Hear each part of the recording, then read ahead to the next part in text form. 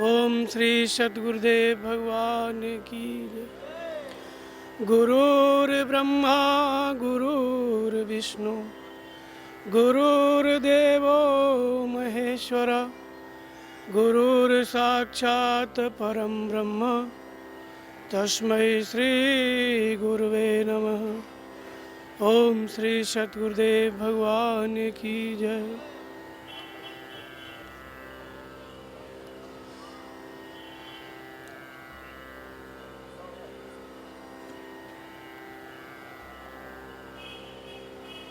हम आपको आज यथार्थ गीता से कर्म पर चर्चा करेंगे।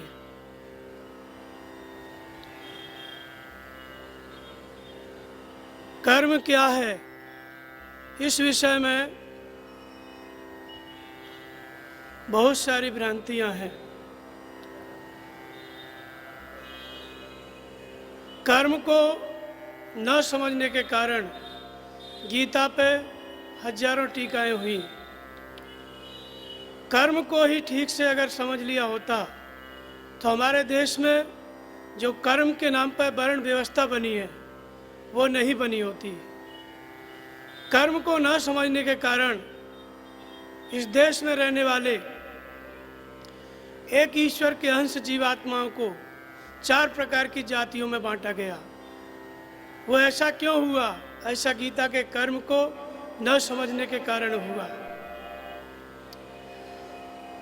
कर्म ही नहीं समझने के कारण अर्जुन युद्ध नहीं करना चाहता था, लेकिन भगवान श्री कृष्ण ने केवल एकमात्र कर्म की शिक्षा दे करके, कर्म को समझा करके अर्जुन को अपने कर्तव्य का बोध कराया और युद्ध में प्रवृत्त किया। कर्म को यदि हमारे देश में अच्छी तरह से समझा होता तो इन हिंदुओं में जो 4 जातियों में फूट है और सैकड़ों जातियां भी हैं, ये कर्म को न समझने के कारण, कर्म को न समझने के कारण गीता पे इतनी टीकाएं हुई, इतने वाद विवाद हुए। कर्म को ही अगर अच्छी तरह से समझ लिया गया होता तो हमारे देश की जो इस समय स्थिति है समाज की, यदि कर्म को ठीक से समझ लिया होता तो समाज की ऐसी स्थिति नहीं रहती। ये स्थिति जो वर्तमान में है गीता के कर्म को न समझने के कारण। कर्म के विषय में लोगों ने जब गीता पढ़ना आरंभ किया तो उसमें लिखा है कि कर्म करो, फल की इच्छा मत करो। तो जब व्यापारियों ने गीता पढ़ा तो उन्होंने कहा कि कर्म करो, व्यापार करो, फल की इच्छा मत करो। लेकिन ऐसा कोई व्यापारी है जो बिना कामना के कोई व्यापार करेगा? उसने पूरी गीता को व्यापार पे ढाल दिया। ऐसे ही किसानों को जब गीता पढ़ने को मिली तो उन्होंने कहा कि लाभ हानि की चिंता छोड़ो, भगवान पर खेती करो, यही हमारा कर्म है, यही गीता में लिखा है। ऐसे ही जब नौकर पेशा वर्ग ने पढ़ी गीता तो उन्होंने कहा कि निष्ठापूर्वक नौकरी करो, यही कर्म है, भगवान ने गीता में लिखा है।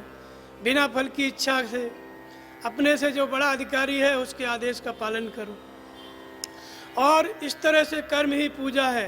रेलवे स्टेशन पर, ऑफिसों में और कई कई स्थान पर ये बात लिखी हुई आपको मिलेगी कि कर्म ही पूजा है। लेकिन वो कर्म क्या है? कर्म को ही अगर हम समझ लेते तो इतनी बड़ी भ्रांति धर्म के विषय में भारत में नहीं रहती। तो ऐसे ही क्षेत्र क्षेत्र कुरु कर्म, जिस जिस क्षेत्र में जिस जिस व्यक्ति ने गीता को पढ़ा उसने अपने अपने क्षेत्र में जो कर्म करता था उसी पे गीता को लागू कर दिया। अब भगवान कृष्ण ने, जो कि तत्वदर्शी महापुरुष थे, एक बात कही होगी, लेकिन गीता की टीकाओं में आप देखेंगे कर्म की अनेक अनेक प्रकार से व्याख्याएं। पूरी गीता जो 14,000 टीकाएं लिखी, कम से कम ये समझो कि 14,000 लोगों ने इसको पढ़ा, मनन किया और इस पर टीका लिखी। तो उन सब ने अपने अपने ढंग से अलग अलग इसका अर्थ निकाला। तो वे सब के सब भगवान कृष्ण की उस वास्तविक वार्ता को जो अर्जुन के समक्ष कही गई, आखिर क्यों नहीं समझ पाए? क्या कारण था? क्योंकि भगवान कृष्ण एक तत्वदर्शी महापुरुष थे, एक योगेश्वर थे, भगवान के स्वरूप थे, अवतार थे। और जिन लोगों ने टीकाएं लिखी वो कौन थे? वो कोई समाज सेवक है, कोई गरीबों की सेवा करता है, कोई राजनेता है, कोई विद्वान है, तो कितने ही दार्शनिक हैं।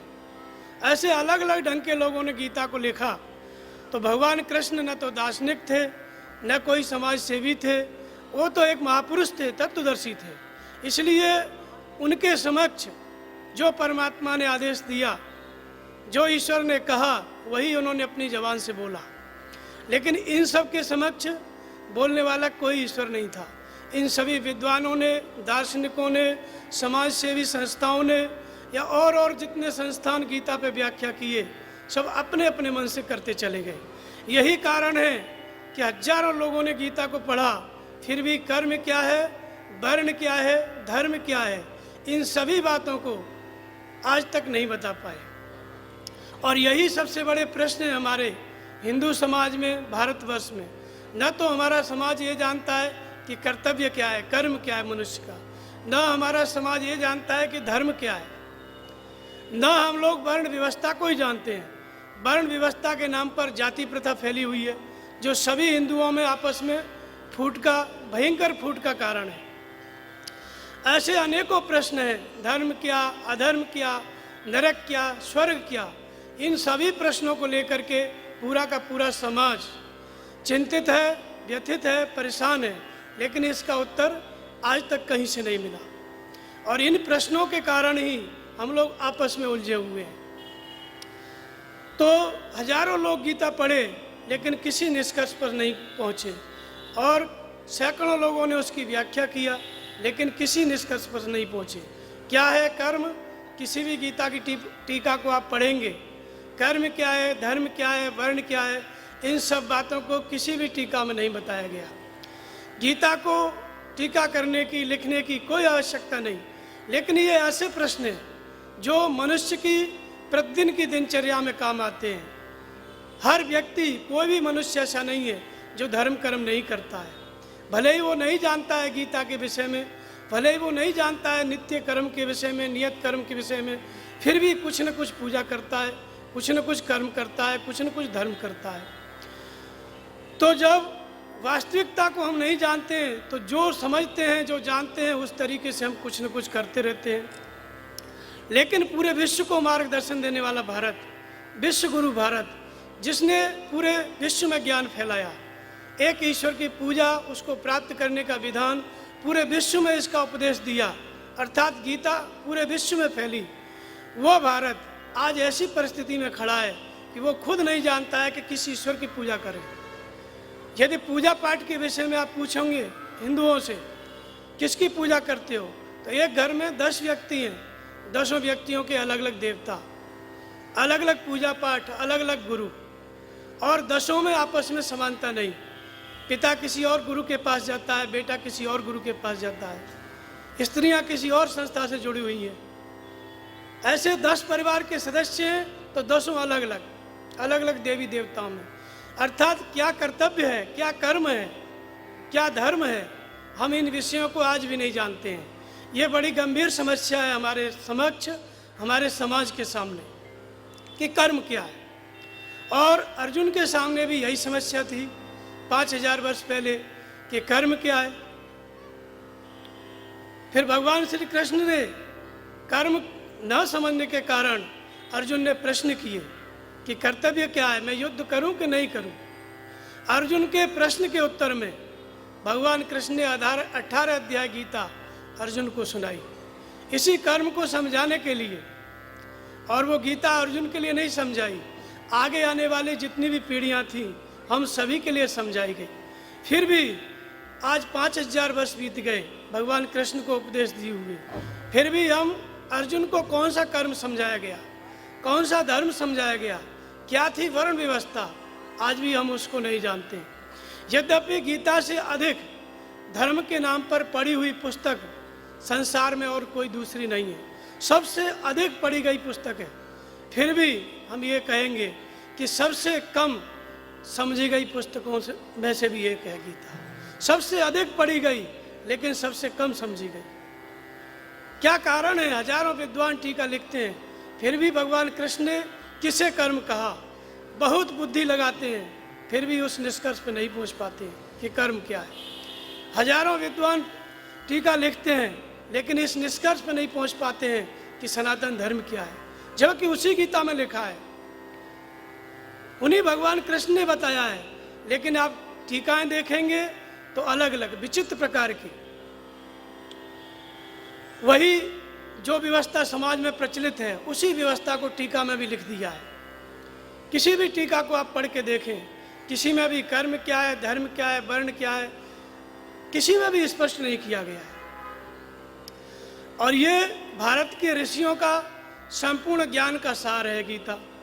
जितने ऋषियों ने तपस्या की अनादिकाल से, और भविष्य में जितने ऋषि तपस्या करेंगे, जितने ऋषि मुनि साधु संत जो भी तपस्या करेंगे, उनकी तपस्या का मार्ग गीता है। जो भी कर्म करेंगे उनके कर्म का मार्ग गीता है। तो वास्तव में वो कौन सा कर्म है जिसे भगवान कृष्ण ने अर्जुन को समझाया, और अर्जुन को अपना कर्तव्य स्पष्ट हो गया और उसने भगवान के आदेश का पालन किया। वो कौन सा कर्म है कि जिसे हम आज तक नहीं समझ पाए? अर्जुन ने समझा, और उसके बाद जो जो महापुरुष हुए इस धरती पर, इस देश में, उन सब ने गीता के कर्म को समझा। अर्जुन से पहले जो महापुरुष हुए उन सब ने गीता के कर्म को समझा। लेकिन महापुरुषों के अलावा जो दूसरी जनसंख्या है, जनता है, वो क्यों कर्म को नहीं समझ पाई? उसे कर्म क्यों नहीं समझ में आया? उसे आज तक कर्तव्य का बोध क्यों नहीं हो पाया? क्यों हम ये नहीं समझ पाए आज तक कि हमारा कर्तव्य क्या है, हमारा धर्म क्या है? हम इस संसार में रहते हुए क्या ऐसा करें कि भगवान से जुड़ जाएं? इस समाज में रहते हुए, अपने बाल बच्चों का पालन पोषण करते हुए, दुकान धंधा करते हुए, कौन सा ऐसा कर्म करें कि हम भगवान से सीधे जुड़ जाएं? उस कर्म का संदेश, उस कर्म का उपदेश गीता में दिया, लेकिन हमारे समाज ने उसको नहीं समझा। तो हम उसी कर्म पे आज चर्चा करेंगे कि क्या है गीता का कर्म, जो यथार्थ गीता में स्पष्ट रूप से बताया गया, जो कि आज तक किसी भी टीका में और किसी विद्वान ने या दार्शनिक ने या किसी भी संत ने जो व्याख्या की उसमें स्पष्ट नहीं किया, जो यथार्थ गीता में बताया गया। और यही कारण है कि दूसरी सभी टीकाओं में और यथार्थ गीता में यही अंतर है। यथार्थ गीता को जब आप पढ़ेंगे तो कर्म, धर्म, वर्ण सब स्पष्ट आईने की तरह, और दूसरी की टीकाओं में आप पढ़ेंगे, जाएंगे, तो जैसे जंगल में व्यक्ति भटक जाता है, वैसे ही शब्दों के जंगल में आप भटक जाएंगे, किसी भी निष्कर्ष पर नहीं पहुंचेंगे। इसलिए नाम यथार्थ गीता पड़ा, क्योंकि जैसे भगवान श्री कृष्ण की वाणी थी, जो भगवान श्री कृष्ण ने 5000 वर्ष पहले अर्जुन को निमित्त बना करके बताया, वही पूज्य स्वामी जी को उसी परमात्मा ने, जिस परमात्मा ने भगवान कृष्ण के माध्यम से बोला, उसी परम ब्रह्म परमात्मा ने पूज्य स्वामी जी से तपस्या काल में उनको आदेश दे करके, गीता के लिखने का आदेश दे करके, फिर भी स्वामी जी नहीं लिखना चाहते थे। 8 साल भजन किए आदेश का उल्लंघन करके।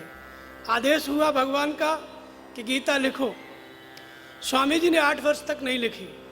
फिर 8 वर्ष पश्चात पुनः आदेश हुआ कि गीता लिखो। इसको लिखे बिना मुक्त नहीं हो सकते।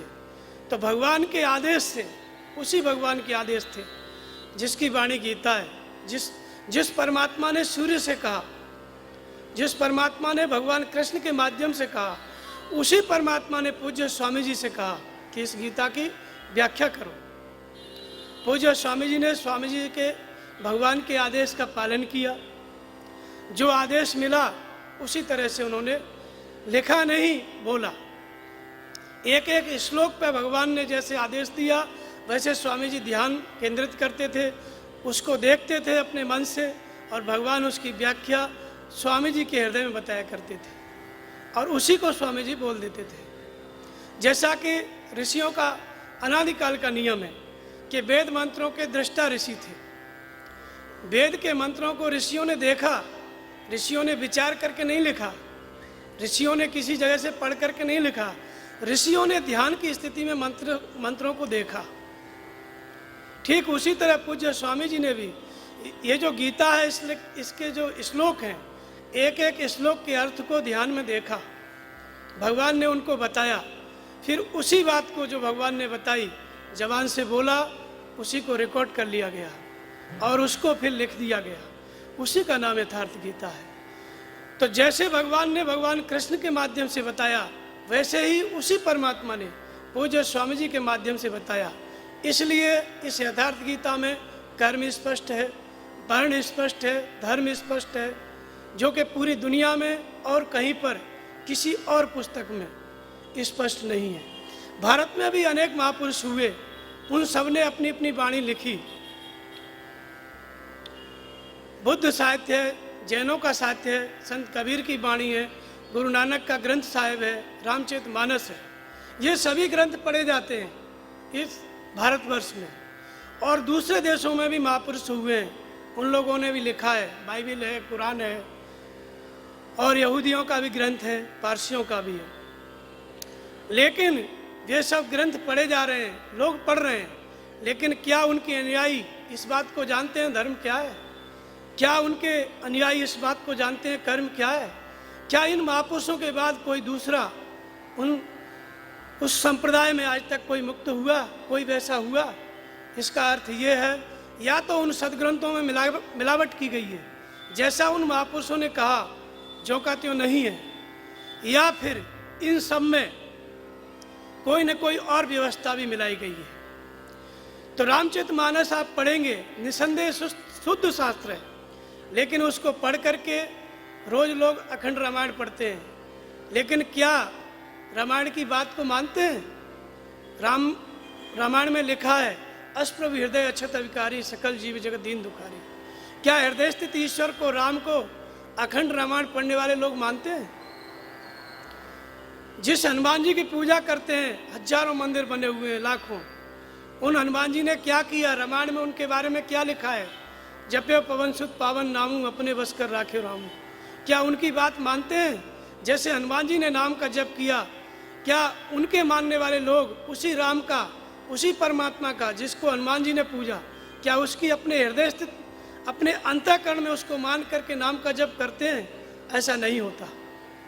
इसलिए रामचरितमानस, कबीर बीजक, सभी शास्त्र पढ़े जाते हैं, लेकिन परमात्मा क्या है, हमारा कर्तव्य क्या है, कर्म क्या है, हम क्या रोज करें, उसको लोग नहीं समझ पाते। तो इसलिए ये नहीं है कि और शास्त्र नहीं है, सभी शास्त्र हैं, सभी आदरणीय हैं, लेकिन गीता फिर भी गीता है। दुनिया में हजारों महापुरुष हुए, हमारे देश में भी हुए, सब ने जो प्राप्त किया उसके बारे में कुछ न कुछ कहा, लेकिन गीता में जो बात कही गई वो अपने आप में अद्भुत है। वैसा शास्त्र, वैसा विवेचन, वैसी व्याख्या कर्तव्य के विषय में, धर्म के विषय में, मनुष्य के आचरण के विषय में और कहीं आप नहीं पा सकते। इसलिए गीता धर्मशास्त्र है मनुष्य का। महर्षि व्यास ने भी 4 वेदों की रचना की, कई शास्त्र लिखे, भागवत, महाभारत लिखा, बहुत कुछ लिखा, उपनिषदें लिखी 109, लेकिन उन सबको शास्त्र नहीं कहा, क्योंकि यदि वे कहते हैं कि ये सभी शास्त्र हैं और मनुष्य उनको पढ़ने लगे उनके बताए अनुसार, तो आजीवन उस शब्द के जंगल में, वेद और उपनिषद, इसको पढ़ते पढ़ते उसका जीवन बीत जाएगा, लेकिन ये नहीं समझ पाएगा कि मुझे करना क्या है। इसलिए ये सभी शास्त्र हैं, लेकिन ये सब गीता के विस्तार हैं। वेदों का सार उपनिषद और उपनिषदों का सार गीता। और गीता में भी जो गीता का प्रमुख प्रश्न है कर्म, वो गीता का भी सार है। क्योंकि हम सभी गीता पढ़ लें, सब याद कर लें, लेकिन जो करने वाली चीज़ है वही समझने लायक है। प्रतिदिन हमको क्या करना है, यदि ये बात नहीं समझ में आई तो सारा पढ़ना व्यर्थ है। इसलिए कर्म ही संपूर्ण गीता का प्राण है। यदि हम कर्म को समझ लेते हैं तो समूची गीता समझ में आ जाएगी। गीता में 24 प्रश्न लगभग किए गए हैं अर्जुन के द्वारा। कुछ ऐसे प्रश्न हैं जो भगवान ने स्वयं उठाए और स्वयं उनका उत्तर दिया, लेकिन उन सभी प्रश्नों का संबंध केवल कर्म से है। यदि हम कर्म को समझ लेते हैं तो सभी प्रश्नों का उत्तर समझ में आ जाएगा, और कर्म ही यदि समझ में नहीं आ रहा है तो इन सभी प्रश्नों में से कुछ समझ में नहीं आएगा। क्योंकि कर्म समझ में नहीं आएगा तो क्या करना है ये बात समझ में नहीं आएगी, और जब करना क्या है ये समझ में नहीं आएगा तो हम करेंगे ही नहीं कुछ। इसलिए कर्म समझना प्रमुख है। इसलिए कर्म ही गीता का सबसे प्रमुख प्रश्न है। अब देखते हैं हम कि उस कर्म के विषय में भगवान ने क्या बताया। तो पहले तो यह जरूरी है कि सांसारिक कर्म एक है और एक है आध्यात्मिक कर्म। दो प्रकार का कर्म संसार में प्रचलित है। एक तो सांसारिक कर्म है जिसको हम सभी लोग करते रहते हैं, जिसको गीता की टीकाकारों ने हर क्षेत्र के कर्म को गीता का कर्म मान लिया। एक तो वो कर्म है और एक गीतोक्त कर्म है, नियत कर्म है, जिसका उपदेश अर्जुन के लिए भगवान कृष्ण ने दिया, जिसका उपदेश अर्जुन को निमित्त बनाकर हम सब के लिए दिया गया, समूची मानव जाति के लिए दिया गया। वो नियत कर्म क्या है, उसकी क्या विशेषता है, कैसे वो दूसरे कर्म से अलग है। तो भगवान कृष्ण ने अध्याय 2 में पहले उस कर्म की 5 विशेषताएं बताई, कि कर्म की 5 विशेषताएं बताई, इसलिए बताई कि दूसरा जो सामान्य कर्म है, संसारी कर्म है, जैसे कहते हैं कुछ भी करो कामना मत करो, उसमें और गीता के कर्म में अंतर क्या है। इन 5 विशेषताओं से गीता के कर्म में और दूसरे कर्म में अंतर समझ में आएगा। कौन सी 5 विशेषताएं हैं? पहली विशेषता है, भगवान कृष्ण ने कहा कि अर्जुन, इस कर्म के द्वारा जो मैंने गीता में बताया है तुझे, इस कर्म के द्वारा तू अच्छी तरह से कर्मों के बंधन को नाश करेगा। पहली विशेषता, इस कर्म के द्वारा तू कर्म के बंधन को नाश करेगा। दुनिया में जो कहते हैं खेती करना कर्म है, व्यापार करना कर्म है, क्या इस व्यापार के द्वारा, नौकरी के द्वारा कर्म का बंधन कट सकता है? क्या जन्म मृत्यु से मुक्ति हो सकती है? तो पहली विशेषता क्या है भगवान के कर्म की, कि इस कर्म के द्वारा कर्म के बंधन का नाश करेगा। दूसरी विशेषता क्या है?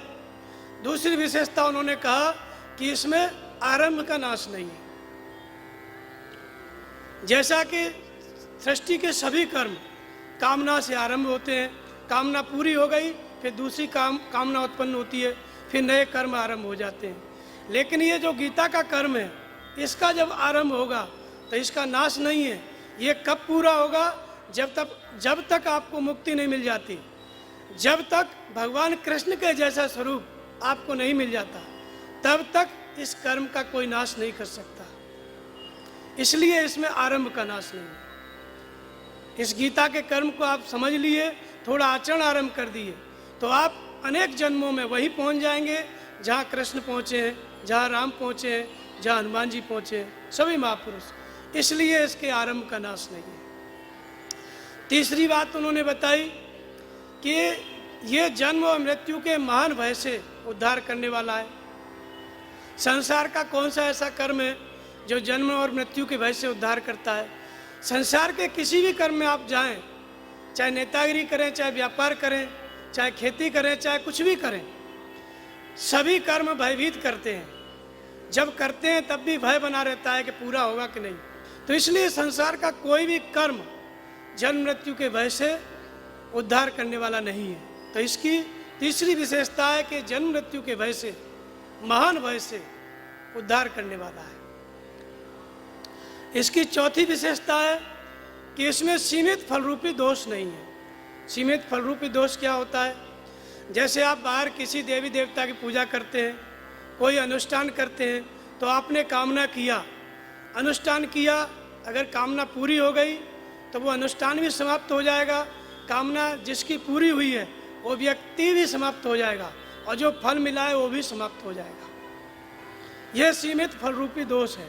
फल मिला, सब कुछ समाप्त, जैसे मूली का खेत उखाड़ दिए, नीचे कुछ नहीं बचता है। लेकिन इसमें ऐसा नहीं है। यदि आपने गीता का कर्म आरंभ किया, गीता को समझ करके, और आपने कामना भी कर ली, स्वर्ग की भी आपने कामना कर ली, तो आपको स्वर्ग भी मिलेगा। स्वर्ग माने मनचाही व्यवस्था। स्वर्ग, रिद्धि सिद्धि या किसी भी वस्तु की आपने कामना की, इस कर्म को करते करते मन भटका, तो आपको वस्तु मिलेगी, लेकिन कर्म का नाश नहीं होगा। वस्तु आपको भोगने में आएगी, उसके पश्चात आप आगे बढ़ेंगे। फिर आप कर्म करते करते अनेक जन्म संसिद्धि तत्व याति परम गति। यह गीता का कर्म आपको मुक्ति देगा। तो दूसरी किसी भी पूजा से, दूसरी किसी भी कर्म से आप मुक्ति नहीं पा सकते, उसका नाश हो जाता है। लेकिन गीतोक्त कर्म से आप कामना करेंगे तब भी आपके कर्म का नाश नहीं होगा। इसलिए सीमित फलरूपी दोष नहीं। पांचवी और अंतिम विशेषता भगवान ने बताई कि इसमें निश्चित क्रियात्मक बुद्धि एक है, व्यवसायत्मका बुद्धि एक कुरुनंदन, बहुशाखाय अनंताश्च बुद्धियों अव्यसायना। निश्चित क्रियात्मक बुद्धि एक है। तो क्या जो लोग अनेक अनेक क्रियाएं बताते हैं वो पूजा पाठ नहीं है, वो भजन नहीं है? भगवान कहते हैं नहीं, अविवेकियों की बुद्धि अनंत शाखाओं वाली होती है। इसलिए अर्जुन वे अनंत क्रियाओं का विस्तार कर लेते हैं। तो अनंत क्रियाएं गीता का कर्म नहीं है, बल्कि गीता के विपरीत कर्म है। वो अविवेकियों की बुद्धि की देन है। महामृत्युंजय का जाप, शनिचर की पूजा, मंगल ग्रह की शांति, वास्तु शांति, ये सब अविवेकियों की देन है। ये अनंत क्रियाएं जो प्रचलित हैं सब अविवेकियों की देन है। ये गीता का कर्म नहीं है। इसमें निश्चित क्रिया एक है। वो निश्चित क्रिया क्या है जो एक है? कौन सी क्रिया है? तो भगवान कृष्ण ने कहा कि आज तक जितने महापुरुषों ने कहा किया, कर्म नहीं वे संसिद्धि मास्तिता जनकादय लोक संग्रह मेवापी संपश्यन करते महर्षि। अर्जुन, इस गीता के ही कर्म को करके जनक इत्यादि ज्ञानी महापुरुष परम सिद्धि को प्राप्त हुए। एक तो जनक, राजा जनक थे जो राज करते हुए भी योगी थे। लेकिन जनक का अर्थ होता है जो अपने स्वरूप को जन्म देता है। जनक माने पिता। किसका पिता? अपने स्वरूप का पिता, जो अपनी आत्मा को जन्म देता है, अपने स्वरूप को जन्म देता है, जो योग को जन्म देता है, जो ईश्वर प्राप्ति की विधि को जन्म देता है, उसका नाम है जनक। तो जितने महापुरुषों ने योग का अभ्यास करके जो ईश्वर को प्राप्त किए, वे सभी महापुरुष इस धरती पर जो हुए इसी गीता के कर्म को करके हुए। उन सभी महापुरुषों ने ये जो गीता का कर्म है स्वयं किया और करके ईश्वर को प्राप्त किया। इसलिए वे महापुरुष ही इस विषय में प्रमाण है। वो निश्चित क्रिया क्या है जो धरती पर होने वाले आज तक जितने महापुरुष हुए, जिसको सबने किया। गीता की क्रिया को हनुमान जी ने किया। जपे पवन सुत पावन नामू अपने वश कर राखे राम। गीता को ये नाम का जप, ये गीता का ज्ञान हनुमान जी को कहाँ से हुआ? सूर्य से मिला। सूर्य के पास जब हनुमान जी गए तो सूर्य ने हनुमान जी को ज्ञान दिया। सूर्य के पास कौन सा ज्ञान था? भगवान कृष्ण कहते हैं कि अर्जुन, मैंने इस योग को कल्प के याद में, सृष्टि उत्पन्न नहीं हुई तो उससे पहले मैंने इस ज्ञान को जो तुझे बता रहा हूँ सूर्य से कहा। सूर्य ने अपनी स्मृति में धारण किया, फिर उसने मनु से कहा और उसने इक्ष्वाकु से कहा, फिर राजऋषियों ने जाना। ऐसे यह परंपरागत ज्ञान चला आ रहा है।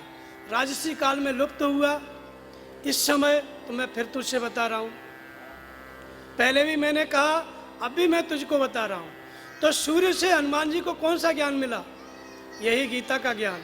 कौन सा कर्म हनुमान जी ने किया? यही गीता का कर्म। तो हनुमान जी ने, ध्रुव ने, प्रहलाद ने, महर्षि वाल्मीकि ने उल्टा नाम जपा जग जाना, वाल्मीकि भय ब्रह्म समाना। इन सब ने इस गीता के ही यज्ञ को, गीता के ही कर्म को सबने किया, इसलिए इसको नियत कर्म कहते हैं। इन सब ने किया इसलिए निश्चित हो गया। कैसे निश्चित हो गया? महाजनायन गतास्पंथा। मार्ग क्या है व्यक्ति के लिए? जिस पे महापुरुष चल चुके हैं, जिस पे महात्मा बुद्ध, महावीर, वशिष्ठ, नारद, भगवान राम, भगवान कृष्ण और अनंत काल से महापुरुष इस गीता के मार्ग पर चल चुके हैं। इसलिए गीतोक्त कर्म क्या है? नियत कर्म है, निश्चित किया हुआ कर्म है। अब ये निश्चित किया हुआ कर्म आखिर है क्या? ये क्या करता है? किस तरह से गीता में इसको बताया है? तो भगवान कहते हैं कि अर्जुन, नियतम कुरु कर्मत्वम कर्म जायो ही अकर्म शरीर यात्रा भी चतेन प्रसिद्धेद कर्म। इन महापुरुषों के द्वारा निश्चित किए हुए इस गीता में मेरे द्वारा निश्चित किए हुए कर्म को कर। अभी ये नहीं बताया उन्होंने कि कर्म क्या है, पहले कर्म की 5 विशेषताएं बताई ताकि लोगों को इस गीता के कर्म को करने में लालच हो जाए, आसक्ति हो जाए, लगाव हो जाए, इसलिए उसकी विशेषता पहले बताई। लेकिन कर्म क्या है उसको अभी स्पष्ट नहीं किया। अब यहाँ कहते हैं कि ये कर्म आखिर देगा क्या, इससे क्या होगा। तो अर्जुन, नियतम कुरु कर्मत्वम, इस निश्चित किए हुए कर्म को कर। क्यों करे अर्जुन इसको, निश्चित किए हुए कर्म को? तो कहते हैं कि नहीं करेगा तो तेरी शरीर यात्रा भी सिद्ध नहीं होगी। इस नियत कर्म को करने से शरीर यात्रा को तू इसको करके सिद्ध कर ले। शरीर यात्रा क्या है, इस पर भी अलग अलग टीकाकारों ने, लगभग सभी टीकाकारों ने शरीर यात्रा का संबंध जीवन निर्वाह, जिस दिन से जन्म व्यक्ति लेता है और जब तक मर नहीं जाता, सभी गीता की टीकाओं में शरीर निर्वाह को कहा गया है कि जन्म से मृत्यु के बीच में जो दिनचर्या है वो शरीर निर्वाह है। लेकिन यथार्थ गीता में इसको स्पष्ट किया गया। शरीर यात्रा क्या है, तो वास्तव में हम जन्म जन्मांतरों से ये जो आत्मा है शरीरों की यात्रा करता चला आ रहा है। हम जन्म लेते हैं, फिर अंतिम इच्छा को लेकर के मरते हैं, फिर जैसी इच्छा होती है वैसा ही हमको शरीर मिलता है, फिर उस शरीर में जीवन बीतता है, शरीर की यात्रा जारी रहती है, फिर जन्म लेते हैं, फिर मरते हैं। ऐसे हमारा ये शरीर, ये जीवात्मा अनंत काल से इस धरती पे यात्रा करता हुआ चला आ रहा है। यह शरीर यात्रा है। तो कर्म क्या करता है, गीता का कर्म, नियत कर्म इस शरीर यात्रा को सिद्ध करता है। ये जन्म मृत्यु की जो यात्रा है इसको समाप्त करता है। अर्थात नियत कर्म कोई ऐसी वस्तु है जो इस जीव का जन्म मृत्यु रूपी यात्रा चला रहा है, इससे छुटकारा दिलाता है। इसलिए नहीं करेगा अर्जुन तो जन्म मृत्यु का चक्र चलता रहेगा, और करेगा तो एक न एक दिन तू इससे मुक्त हो जाएगा। तो कर्म कोई ऐसी वस्तु है जो जन्म मृत्यु की जो यात्रा है शरीरों की, आत्मा निरंतर अनंत योनियों में अनेक अनेक प्रकार के शरीरों में जो यात्रा करता चला आ रहा है, उस यात्रा से यह गीता का कर्म मुक्ति दिलाता है। लेकिन यहाँ पे फिर उसकी एक विशेषता बताई गई कि कर्म क्या करता है, लेकिन अभी ये नहीं बताया कि वो कर्म क्या है। फिर आगे कहते हैं कर्म को स्पष्ट करते हुए कि यज्ञार्थात कर्मणो अन्यत्र लोको यम कर्म बंधन तदर्थम कर्म कौन्तेय मुक्त संग समाचर। यज्ञार्थात कर्मणो अन्यत्र, जो यज्ञ है उसकी पूर्ति के लिए जो किया जाता है वो कर्म है, और उसके विपरीत जो किया जा रहा है यज्ञ के, वो क्या है कि अन्यत्र लोको यम कर्म बंधन है, वो इसी लोक का बंधन है, न कि कर्म। जिसमें सारी दुनिया रात दिन व्यस्त है, सुबह से शाम तक व्यक्ति जिसमें अपने आप को भूल जाते हैं, वो क्या है, वो कहते हैं इसी लोक का एक बंधन है। उस कर्म से आप कहीं नहीं पहुंचोगे। फिर संसार में चाहे व्यापार करो, चाहे नौकरी करो, चाहे खेती करो, कुछ भी करो, करते रहोगे, पहुंचोगे कहीं नहीं। फिर जन्म ले करके फिर इसी धरती पे आओगे, फिर उसी कर्म को दोहराओगे, फिर जन्म लोगे, फिर यहीं प्रकट हो जाओगे। तो यात्रा जारी रहेगी लेकिन पहुंचेंगे कहीं नहीं। तो गीता का कर्म सांसारिक कर्म नहीं है, जो नियत कर्म है वो क्या है, शरीर यात्रा से मुक्ति दिलाता है, शरीर यात्रा को सिद्ध करता है। वो है क्या, यज्ञ की पूर्ति के लिए जो किया जाता है। अब हमको समझ में आया कि कर्म यज्ञ की पूर्ति का नाम है, कर्म यज्ञ को कार्य रूप देने का नाम है।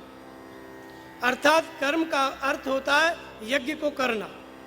लेकिन अब फिर नया प्रश्न उत्पन्न हुआ कि वो यज्ञ क्या है जिसको हम करें और कर्म हो जाए। अब यज्ञ के नाम पर भी बड़ी भ्रांति है। पूरे देश में हजारों करोड़ रुपया, 1-2 करोड़ नहीं, हजारों करोड़, राजस्थान, मध्य प्रदेश, बिहार, उत्तर प्रदेश, सब जगह यज्ञ के नाम पर बर्बाद हो जाता है। हजारों कुंटल अनाज, हजारों कुंटल घी, ये सब यज्ञ के नाम पर अग्नि में झोंक दिया जाता है। यज्ञ के नाम पर जो प्रचलित रूढ़ी है उसको भी आप लोग सभी जानते हैं। और जिस यज्ञ को करना कर्म है, जब यज्ञ को करना कर्म है तो लोगों ने यज्ञ बाहर प्रकट कर लिया और बाहर यज्ञ कराने लगे, यजमान बनने लगे, पैसे की उगाही होने लगी। और यज्ञ जब पूरा हुआ तो जो पैसा बचा, जो अन्न बचा, उसको बांट बूट के लोग खा जाते थे, और जो लोग प्राप्त किए उगाए वो सब ले लेके भाग गए। ये सब होता है, अभी भी होता है। तो ये यज्ञ भी एक बहुत बड़ी भ्रांति है जो हमारे देश में प्रचलित है, और यज्ञ को कार्य रूप देना कर्म है। तो लोग तो यही समझते हैं कि जो यज्ञ होता है इसी को करना कर्म है, और करते भी हैं, लेकिन मुक्ति किसी को नहीं मिलती, जन्म मृत्यु की यात्रा किसी की सिद्ध नहीं होती। तो ये यज्ञ क्या है जिसको करना कर्म है? यज्ञ के लिए भगवान कृष्ण ने 14 तरह का यज्ञ बताया। वे 14 अलग अलग यज्ञ नहीं है, एक ही साधक के ऊंचे नीचे स्तर हैं। एक ही साधक को, अर्थात एक ही व्यक्ति को वे 14 यज्ञ करने पड़ते हैं। पहला यज्ञ क्या बताया? सबसे पहले उन्होंने कहा कि दैवमेवा परे यज्ञम योगनो पर्युपास्ते, दैवी संपद को अपने हृदय में बलवती बनाना। आरंभिक साधक का, कर्म को आरंभ करने वाले का सबसे पहला कर्तव्य है। ये दैवी संपद क्या है? जिसको हम अपने अंदर समझें और उसको बढ़ाएं। भगवान कृष्ण ने अर्जुन को कहा कि अर्जुन, तू दैवी संपद को प्राप्त हुआ है, इसलिए मुझे प्राप्त होगा। तू दैवी संपद को प्राप्त हुआ है, इसलिए तू मुझे प्राप्त होगा। आखिर ये दैवी संपद क्या है? दैवी संपद अध्याय 16 में कही गई 3 श्लोकों में। अहिंसा, सत्यम, अक्रोधो, त्याग, शांतिरपेशनम, दया भूतेश लोलोक्तम, आर्जवम हीर चापलम। अहिंसा है, सत्य है, क्रोध का न होना, शांति, चित्त की चंचलता का अभाव, दूसरे की निंदा न करना, प्राणियों के प्रति दया की भावना, अलोलुप अर्थात लालच का न होना। एक श्लोक में इतनी दैवी संपद बताई गई। फिर अगले श्लोक में बताते हैं कि अभयम सत्व संशुद्धि, ज्ञान योग व्यवस्थित, दानम दमश्च यज्ञश्च, स्वाध्यायस्त पार्जव। अभय, भय का न होना दैवी संपद का लक्षण है, और भयभीत होना आसुरी संपद का लक्षण है। अंतःकरण की शुद्धता, अभयम सत्व। ज्ञान योग व्यवस्थित हो, भगवान की जानकारी ज्ञान है, भगवान को जानने के लिए ध्यान में दृढ़ स्थिति, ये दैवी संपद है। इंद्रियों का दमन, मन का समन, यज्ञ का अनुष्ठान, स्वयं का अध्ययन, मन से इंद्रियों को लक्ष्य के अनुरूप तपाना, ये सब दैवी संपद के लक्षण हैं। फिर तेज, क्षमा, धृति, शोचम, ईश्वरीय तेज, उसका मिलना, क्षमा भाव, धैर्य धारण करना, अंतःकरण की शुद्धि, अद्रोह नात्मानता, संपूर्ण प्राणियों में बैर भाव का अभाव, और अपने में पूज्यता के भाव का न होना। ये 24 लक्षण दैवी संपद के कहे गए। ये 24 लक्षणों को अपने हृदय में बढ़ाना यज्ञ की शुरुआत है, कर्म की शुरुआत है। तो ये 24 लक्षण हैं कहाँ पर? भगवान कहते हैं कि संसार में मनुष्य का स्वभाव 2 तरह का होता है, 2 प्रकार का, देवताओं जैसा और असुरों जैसा। जिस व्यक्ति के अंदर ये दैवी संपद, दैवी गुण काम करते हैं, वो मनुष्य क्या है? देवता है, देवताओं जैसा है। और जिसके अंदर आसुरी संपद कार्य करती है, वो असुरों जैसा है। इसके विपरीत लक्षण सब आसुरी संपद है। अब ये दैवी संपद कहाँ पर है? हमारे अंदर। आसुरी संपद कहाँ पर है? हमारे अंदर। अब इन सद्गुणों को हमें प्राप्त करना है, तो हमें अपने अंदर ये गुण कहाँ पर है? हमारी आत्मा में, हमारे हृदय स्थित ईश्वर में, अर्थात हमारे ही अंदर। तो हमें इन सद्गुणों को प्राप्त करने के लिए अपने ही हृदय स्थित ईश्वर में श्रद्धा स्थिर करनी पड़ेगी, अपने ही अंतर्यामी आत्मा में श्रद्धा स्थिर करनी पड़ेगी। इसलिए कर्म क्या है? आत्म प्राप्ति का मार्ग। अर्जुन को जब संदेह हुआ कि अर्जुन बोलता था कि कुल धर्म सनातन है, जाति धर्म सनातन है, जब उसने कुल धर्म जाति धर्म को सनातन कहा, तब भगवान ने कहा कि नहीं, आत्मा सनातन है। शरीर नश्वर है, परिवर्तनशील है, आत्मा शाश्वत है, सनातन है, अपरिवर्तनशील है। और वो है कहाँ? हमारे ही अंतःकरण में। ईश्वर कहाँ रहता है? ईश्वर सर्वभूतानां हृदय से अर्जुन तिष्ठति भ्राम्यान सर्वभूतानि अंतरूढ़ माया। ये 24 लक्षण जो बताए गए, ये क्या है? ये ईश्वरीय गुण है।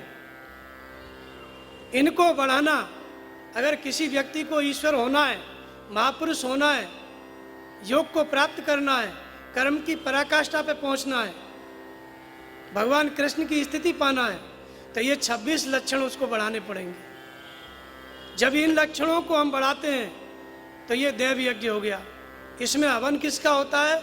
आसुरी संपद का, काम का, क्रोध का, राग का, द्वेष का। जब विवेक वैराग्य ज्ञान बढ़ेगा तो काम क्रोध लोभ का हवन होगा। इसलिए ये दैवी यज्ञ है। तो दैवी संपद बढ़ाना यज्ञ है। हम बढ़ाने के लिए प्रयत्नशील हो गए तो ये कर्म शुरू हो गया। कैसे प्रयत्नशील होते हैं? अपने ही हृदय स्थित ईश्वर में श्रद्धा करना, पहला काम। जब हमें इन दैवी गुणों को बढ़ाना है और वे हमारे ही अंदर हैं, तो हमें अपने ही अंदर जो ईश्वर है उसमें हमको श्रद्धा स्थिर करनी पड़ेगी। ईश्वर संपूर्ण प्राणियों के हृदय में रहता है। रामायण में भी अस्प्रभु हृदय अक्षत विकारी, कबीरदास भी कहते हैं सब घट मेरा साईं। तो हृदय स्थित ईश्वर में श्रद्धा क्यों स्थिर करें? क्योंकि ये 26 लक्षणों से युक्त होने के लिए, इन दैवी गुणों को बढ़ाने के लिए। अगर हम हृदय स्थित ईश्वर में श्रद्धा स्थिर नहीं करेंगे तो बाहर तो सभी लोग पूजा करते हैं, किसी में ये 26 लक्षण आज तक आए? कोई भय से मुक्त हुआ?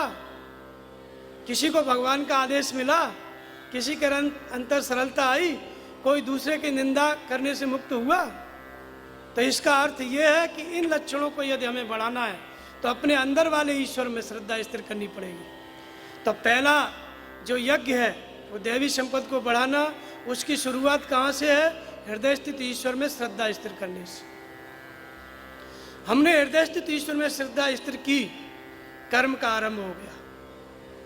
श्रद्धा स्थिर करना यज्ञ है और यज्ञ को कार्य रूप देना कर्म है। श्रद्धा स्थिर आपने कर ली तो कर्म आरंभ हो गया। नियत कर्म जो ऋषियों ने किया, जो अर्जुन को बताया गया, वो कर्म आरंभ हो गया। श्रद्धा स्थिर हो गई तो भगवान क्या करेगा आगे? भगवान आपको प्रेरणा करके, स्वप्न के माध्यम से, किसी भी माध्यम से प्रेरित करके, बाहर जिसने हृदय स्थित ईश्वर को देवी संपद के 26 लक्षण जिसने तपस्या करके, कर्म करके प्राप्त कर लिए, जो महापुरुष इन 26 लक्षणों से युक्त है, जो ईश्वर स्वरूप है, अंदर का ईश्वर आपको बाहर जो ईश्वर स्वरूप महापुरुष है उसका दर्शन कराएगा, उसके पास ले जाएगा। उसकी शरण में जब आप पहुंच गए तब फिर दूसरा यज्ञ चालू होता है। हृदय में श्रद्धा स्थिर हुई, अब दूसरा यज्ञ क्या है? जो महापुरुष आपको मिले भगवान की प्रेरणा से, वही सद्गुरु हैं, वही आपके कृष्ण हैं, वही आपके राम हैं, वही बुद्ध हैं, वही महावीर हैं, वही कबीर हैं, वही गुरु नानक हैं। ऐसे महापुरुष जब मिल गए तो उनके प्रति समर्पित हो जाना और उनका ध्यान करना। तो दूसरा यज्ञ बताते हैं कि ब्रह्म अग्नि अपर यज्ञम, अर्थात यज्ञ स्वरूप जो महापुरुष हो गया है, जिसने यज्ञ करके भगवान को पा लिया है, उस महापुरुष के स्वरूप का स्मरण। श्री गुरु पद नख मणिगण ज्योति सुमृत दिव्य दृष्टि होती है। रामायण भी यहीं से शुरू होती है, सदगुरु के स्वरूप के स्मरण से। गीता भी यहीं से शुरू होती है, सदगुरु के स्वरूप के स्मरण से। अर्जुन को उपदेश सदगुरु दे रहे हैं, अब बिना स्मरण किए उपदेश नहीं मिल रहा है। स्मरण किया तो अर्जुन को दिव्य दृष्टि मिली। तुलसीदास जी भी कहते हैं, गुरु के चरणों का स्मरण किया कि दिव्य दृष्टि का संचार हुआ, सुमृत दिव्य दृष्टि होती। तो दूसरा यज्ञ क्या है? महापुरुष के स्वरूप का स्मरण। क्यों बताया इसको? क्योंकि हम संसार में क्या करते हैं, ये पूरा सृष्टि या जो कुछ भी काम हम सुबह से शाम तक करते हैं, उस कार्य के करने में क्या चीज़, कहाँ हमारा चित्त लगा रहता है? किसी नाम में या किसी रूप में। जैसे कोई फैक्ट्री चालू कर रहा है तो फैक्ट्री एक नाम है ना, अब उसका क्या रूप होगा, कितनी जगह खरीदेगा, क्या बनाएगा, वो उसका रूप हो गया। ऐसे ही कोई बिल्डिंग चालू कर रहा है तो बिल्डिंग नाम हो गया, जब मकान बन के तैयार हो गया तो वो उसका रूप हो गया। तो हम चाहे जितना काम कर रहे हैं, हम किसी न किसी नाम और रूप में फंसे हुए हैं। तो ये संसारी नाम और रूप से मुक्त करने के लिए, सांसारिक नाम और रूप चित्त में ना आए, इसके लिए पहला काम क्या बताया? हृदय में श्रद्धा स्थिर करना। और दूसरा काम बताया महापुरुष के स्वरूप का स्मरण। दूसरे रूप को मत देखो, महापुरुष के स्वरूप को देखो, महापुरुष के स्वरूप का स्मरण करो ताकि दूसरा रूप ना आए। तो जब महापुरुष के स्वरूप को हम ध्यान करेंगे, स्मरण करेंगे, तो उससे क्या होगा? उससे जो दूसरे दूसरे रूप, दूसरे दूसरे विचार, आकृति आती है, उन सब का हवन हो जाएगा। वे सब जलते जाएंगे और महापुरुष के, जिस महापुरुष के रूप को आप देख रहे हो, वैसा ही रूप आपका अंदर, आपके हृदय में, यानी आपका भी रूप वैसा ही बनने लगेगा। क्यों नहीं बन पा रहा है? क्योंकि हम जिसका रूप देखते हैं वैसा हम बनते रहते हैं। हमारा जो 24 घंटे जो हमारे साथ है, हम भी वैसे ही हैं। जिस व्यक्ति के साथ रहते हैं वो भी काम क्रोध लोभ से ग्रसित है, तो हम भी ग्रसित हैं। जिस व्यक्ति के साथ रहते हैं वो भी राग द्वेष से ग्रसित है, हम भी ग्रसित हैं। इसलिए जिसके साथ आप रहोगे वैसा ही गुण आपके अंदर आएगा। अब यहाँ से हम कौन सा यज्ञ कर रहे हैं? महापुरुष के साथ रहने का अभ्यास कर रहे हैं, महापुरुष के स्वरूप को अपने मन में धारण कर रहे हैं। तो महापुरुष के जो गुण हैं, जो 26 दैवी संपत्ति के लक्षण हैं, वे हमारे अंदर उतरने लगेंगे और आश्री संपत्ति इसमें जलने लगेगी। तो महापुरुष के स्वरूप का ध्यान करने लग गए तो फिर ये कर्म हो गया। इससे आगे फिर कौन सा यज्ञ शुरू होगा? यज्ञानाम जप यज्ञोस्मि। जब सदगुरु के पास आप जाते हैं तो क्या बताते हैं? नाम का जप। कौन सा नाम का जप बताते हैं? आज तक जो सभी ऋषियों ने नाम जप किया, वही नाम का जप, शंभु अविनाशी। जिस नाम का जप शंकर जी ने किया, जिस नाम का जप हनुमान जी ने किया, जिस नाम का जप गुरु नानक ने किया, नारद जी ने किया, प्रहलाद ने किया, ध्रुव ने किया, जिस नाम के जप रूपी यज्ञ को इन सभी महापुरुषों ने किया, वही नाम का जप रूपी यज्ञ गीता में कर्म के नाम से बताया गया। यज्ञा नाम जप यज्ञोस्मि। भगवान कृष्ण कहते हैं सभी यज्ञों में मैं जप यज्ञ हूँ। ये स्वरूप का स्मरण क्या है? ये भी जप है। और ये नाम का स्मरण क्या है? ये भी जप है। क्योंकि जप यज्ञ के अलावा और कुछ सृष्टि में है ही नहीं।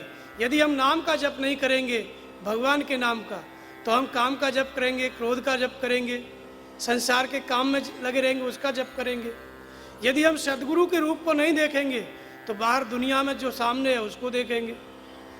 इसलिए नियत कर्म है, निश्चित किया हुआ है, ताकि हम कर्मों के बंधन से छूट जाएं, जन्म मृत्यु से छूट जाएं, मुक्त हो जाएं। तो मुक्त पुरुष के स्वरूप का स्मरण, ताकि हम भी मुक्त हो जाएं। और मुक्त स्वरूप महापुरुष के द्वारा, मुक्त पुरुष के द्वारा बताया गया नाम, ताकि उस नाम को जप के हम भी मुक्त हो जाएं। और वह नाम जो सभी ऋषियों ने जपा, सृष्टि के आरंभ से लेकर आज तक जितने हुए। तो लोग कहते हैं कि जो मंत्र दिया जाए उसको बताना मत। हनुमान जी जप रहे हैं राम राम, सबको बताए। जब जप रहे हैं, जपे हो पवन सुत पावन नामू, रामायण में बताया है। और अभी के गुरु कहते हैं बताना मत, पाप लगेगा। ध्रुव सगलान जपे हो हरिनाम, ध्रुव जप रहे हैं, सबको मालूम है। अब के गुरु कहते हैं बताना मत, पाप लगेगा। गुरु नानक जप रहे हैं एक ओंकार सदगुरु प्रसाद, अब के गुरु कहते हैं पाप लगेगा। ये क्या है? कैसे गुरु? जो भगवान के नाम को नहीं बताना चाहते वो बोलते हैं पाप लगेगा। जरूर हमारे साथ धोखा हो रहा है गुरु के नाम पर। यह भगवान कृष्ण कहते हैं यज्ञ नाम जप यज्ञोस्मि। जप यज्ञ मैं हूँ। यदि कोई व्यक्ति ओम का जप कर रहा है, ओम शब्द का जप कर रहा है, तो उसके अंदर कृष्ण है। वो एक दिन कृष्ण हो जाएगा। कृष्ण है नहीं, जप की पराकाष्ठा में कृष्ण हो जाएगा। ऐसा नहीं है कि हम नाम जपते करते रहें, जपते रहें और भगवान हमसे अलग रहें और हम अलग रहें। जानत तुम्हें तुम्हें हो जाए। हनुमान जी भगवान के स्वरूप हो गए, पूजा होती है। ध्रुव भगवान के स्वरूप हो गए। वाल्मीकि उल्टा नाम जपा जग जाना, वाल्मीकि भय ब्रह्म समाना। ये नाम जपते जपते ऐसा नहीं रहा कि भगवान अलग रह गया, ये लोग जप ही रहे हैं। नाम जपते जपते ये भी भगवान हो गए। ये तो पहले की बात है। महात्मा बुद्ध ने क्या किया, उन्होंने अपने शिष्यों से कहा कि भिक्षुओं श्वसन क्रिया पे ध्यान दो। गीता में भगवान कृष्ण कहते हैं जप यज्ञ मैं हूँ। महात्मा बुद्ध कहते हैं अपने शिष्यों से कि शिष्यों चलते समय श्वास को देखो। श्वास को कैसे देखें उन्होंने बताया, पानापान को देखो। श्वसन क्रिया पे ध्यान दो, कैसे, पानापान को देखो। भगवान कृष्ण क्या कह रहे हैं यहाँ पे, अपाने जुह्यति प्राणम प्राणे अपानम तथा परे प्राणापान गतिरद्वा प्राणायाम परायण। अपान माने जो श्वास बाहर निकलती है, प्राण माने जिस श्वास को हम अंदर लेते हैं, जुह्यति माने हवन करना। जब श्वास अंदर जाए तो उस श्वास के साथ मन को श्वास के द्वारा देखो, महसूस करो। जब अंदर गई तो ओम, जब बाहर आई तो ओम। ये नाम श्वास तक पहुंचने के लिए पहले 2 प्रकार से और जपा जाता है। जैसे तुलसीदास जी ने इसको कहा है कि राम नाम मण जीव दीप धर जीह दे हरिद्वार। पहले जीव से जपो, क्योंकि श्वास सीधा पकड़ में नहीं आएगी। पहले जबान से जपो, चाहे राम जपो चाहे ओम जपो, परिणाम एक है। क्योंकि ओम का अर्थ क्या है, वह परमात्मा जो आपके अंदर है। राम का अर्थ क्या है, वह परमात्मा जो सबके हृदय में रमण करता है। दोनों शब्द अलग हैं, लेकिन सत्ता एक है, प्राप्तव्य एक है, लक्ष्य एक है। राम क्या है, राम ब्रह्म व्यापक जग जाना। ओम क्या है, ओमित्येकाक्षरम ब्रह्म। जिस ब्रह्म का संबोधन राम है, उसी ब्रह्म का संबोधन ओम है। तो ये ओम का जप पहले जबान से बोल करके, जैसे ओम ओम हम भी सुने, दूसरा भी सुने, ये जप यज्ञ में बता रहा हूँ। फिर धीरे धीरे कंठ से होठ का सहारा दे करके, और जब ये दोनों जप अच्छी तरह होने लगे तब श्वास, जिसको महात्मा बुद्ध ने पानापान कहा है। पान माने जो श्वास अंदर गई, अपान माने जो बाहर गई। भगवान कृष्ण इसको प्राणापान कहते हैं। इसी गीता के यज्ञ को महात्मा बुद्ध ने किया और बुद्ध भगवान हो गए 2500 वर्ष पहले। इसी श्वास के जप यज्ञ को किया, इसी श्वास को देखा, और वही गीता में बताया गया, उसी का नाम कर्म है। यज्ञ नाम जप यज्ञोस्मि। तो नाम का जप हम करने लग गए जबान से, तो हमने जप यज्ञ को कार्य रूप दे दिया। यज्ञ को कार्य रूप देना कर्म है। जप यज्ञ की पूर्ति कैसे हुई, जब नाम का जप हमने शुरू किया तब। तो नाम का जप करने लगना कर्म है। नाम का जप यज्ञ है, लेकिन उसको जब करोगे तो वही यज्ञ कर्म हो गया। तो श्वास प्रश्वास में नाम का जप ऐसा आप कर रहे हैं, तो आपके अंदर भगवान कृष्ण हैं, भगवान राम है, दुनिया के सभी महापुरुष हैं, क्योंकि सभी ने इसी यज्ञ को करके वे सब इसी यज्ञ के स्वरूप हो गए। वे ओम के स्वरूप हो गए, परमात्मा के स्वरूप हो गए। इसलिए नाम को जब आप करते हैं तो आप हनुमान जी की पूजा करते हैं, आप राम की पूजा करते हैं, कृष्ण की करते हैं, और भी जो महापुरुष पहले हो गए जिनके नाम आप नहीं जानते और भविष्य में होंगे, उन सब की पूजा इस नाम जप से हो जाती है। कोई भी इसके बाहर नहीं है। इसलिए ये श्वास का यज्ञ रूपी कर्म धरती पर आज तक जितने महापुरुष हुए सबने इसको किया, इसके बाहर कोई भी नहीं है। इसलिए दूसरा यज्ञ जो बताया वो जप यज्ञ। फिर आगे बताते हैं स्वाध्याय यज्ञ। स्वयं का अध्ययन करना यज्ञ है। स्वाध्याय क्या होता है, जैसे हम जिस दुनिया में रहते हैं हमारा स्वभाव है कि हम दूसरे व्यक्ति को पढ़ते रहते हैं। बचपन से ही आप देख सकते हैं, बच्चे भी कहते हैं आपस में जब लड़ेंगे तो वे एक दूसरे को गाली देंगे, तू ऐसा है तू ऐसा है। यही चीज़ बड़े हो जाएंगे, फिर लड़ाई होती है तो कहते हैं तुम में ये कमी है, तुमने ये किया, तू इतना खराब है, तो इतना नीच है। वो उसको नीच कहेगा, वो उसको नीच कहेगा। बैठे हैं घर में और देख रहे हैं दूसरे को, मन कहाँ जुड़ा हुआ है, दूसरे के अध्ययन में। हम 24 घंटे अपने शरीर में नहीं रहते, बल्कि दूसरे के शरीर में लगे रहते हैं, उसको पढ़ते रहते हैं, दूसरी विषय वस्तु को। तो ये स्वाध्याय नहीं है, ये दूसरे का अध्ययन है। और इससे क्या होता है, दूसरे के दोष हमारे अंदर भर जाते हैं। आप रोज किसी को क्रोधी व्यक्ति की निंदा करोगे, तो एक दिन आपके अंदर भी क्रोध आ जाएगा। आप किसी व्यक्ति को, रोज शराबी को रोज गाली दोगे तो एक दिन शराब पीने का मन बनने लगेगा। ऐसे ही किसी व्यक्ति का दोष देखेंगे, वही दोष आपके अंदर आने लगेंगे। तो इसलिए दूसरे का अध्ययन नहीं, स्वाध्याय, अपना अध्ययन करो। अपना अध्ययन क्या है? अपने अध्ययन से होता क्या है? हम जब अपना अध्ययन करेंगे, अपने को पढ़ेंगे, तो अपने से जुड़ेंगे। अपने से जुड़ने का अर्थ क्या होता है? अपने से जुड़ने का अर्थ है कि जैसे हम पढ़ने लगे अपने को, तो हमने कितना नाम का जप किया, कितना गुरु महाराज का ध्यान किया, कितना इंद्रिय संयम किया, मन लगा कि नहीं लगा, इस विषय में जाना अपना अध्ययन है। भगवान ने जो आदेश दिया उसका पालन हुआ कि नहीं हुआ, यह अपना अध्ययन है। शास्त्र है, गीता, इसका मनन करना, क्या लिखा है मैं वैसा कर पा रहा हूँ कि नहीं। गीता में नाम जप लिखा है, मैं नाम जप रहा हूँ कि नहीं। रामायण में नाम जप लिखा है, मैं जप रहा हूँ कि नहीं। इंद्रिय संयम लिखा है, कर रहा हूँ कि नहीं। ये अपना अध्ययन। जब स्वयं का अध्ययन करेगा व्यक्ति, तो इसमें दूसरे के अध्ययन से आने वाले दोष इसमें जल जाएंगे। इसलिए स्वाध्याय यज्ञ, इसको यज्ञ कहा। ये बड़ी अग्नि है। अपना अध्ययन करना बहुत बड़ी आग है। इसमें अपने आप को ही जलाना पड़ता है, अपने ही विकारों को जलाना पड़ता है। जब स्वाध्याय पूरा होगा तो वो व्यक्ति स्वाध्याय करने वाला वैसा नहीं रह जाएगा जैसा 20 साल पहले था। बुद्ध हैं, नानक हैं, कबीरदास हैं, स्वाध्याय शुरू किए उस दिन कुछ और थे। महात्मा बुद्ध राजकुमार थे, लेकिन जिस दिन से स्वाध्याय जप यज्ञ शुरू किए, भगवान बुद्ध हो गए। ये परिवर्तन कैसे आया? अपना अध्ययन करते करते। अध्ययन से दोष पता चलता है, और जब दोष पता चलता है तो उनको जलाया जा सकता है। जब पता ही नहीं है दोष, तो किसको जलाओगे आप, किसको दूर करोगे? तो इसलिए स्वाध्याय रूपी यज्ञ, स्वाध्याय करने लगे तो कर्म हो गया। यज्ञ को कार्य रूप देना कर्म है।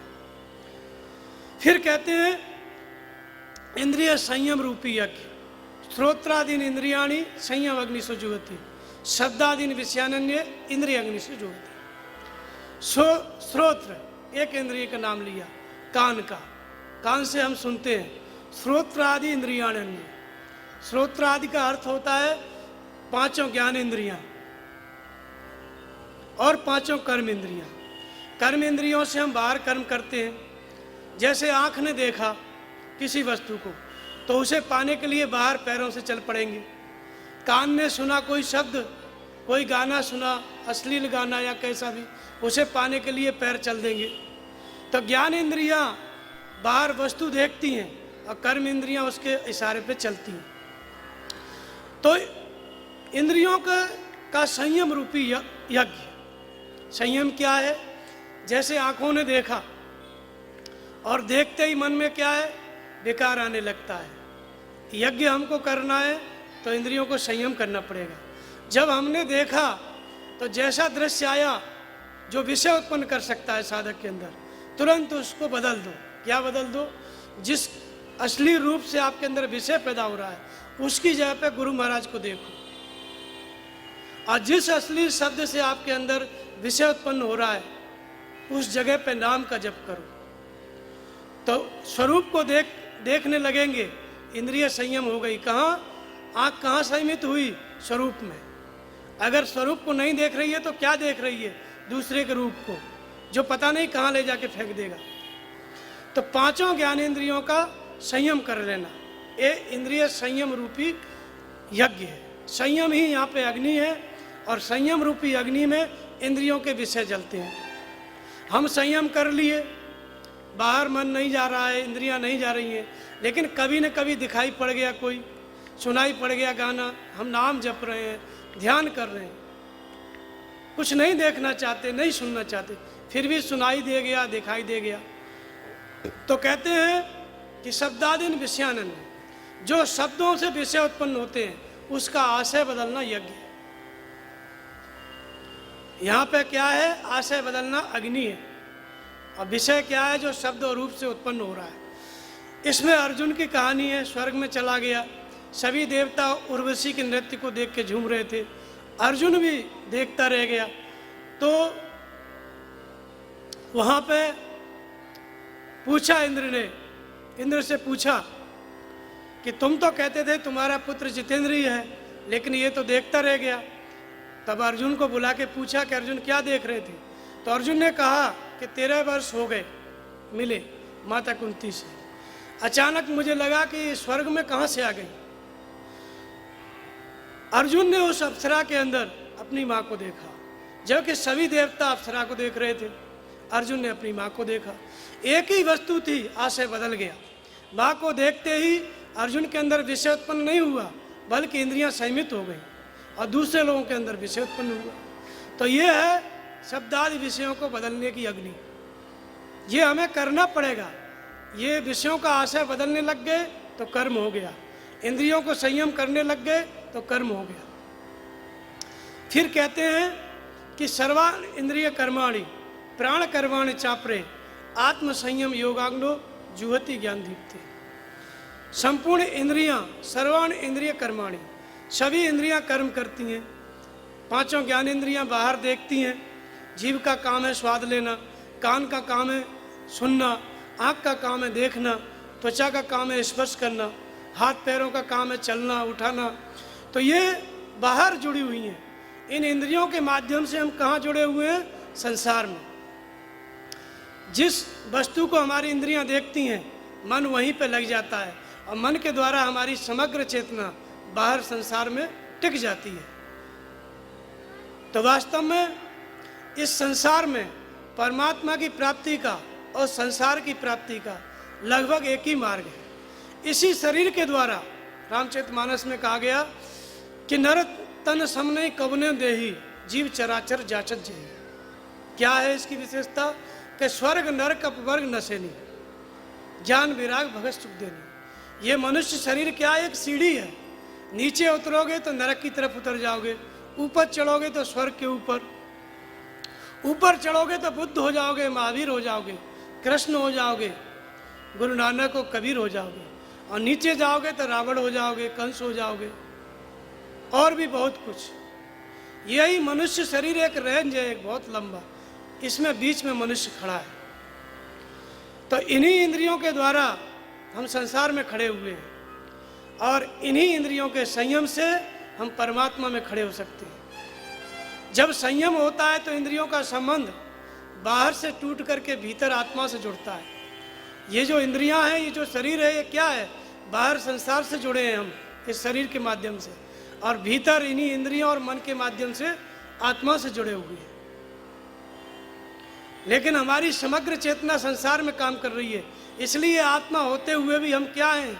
शरीर है अविनाशी आत्मा, ईश्वर अंश जीव अविनाशी, चेतन अमल सहज सुख राशि।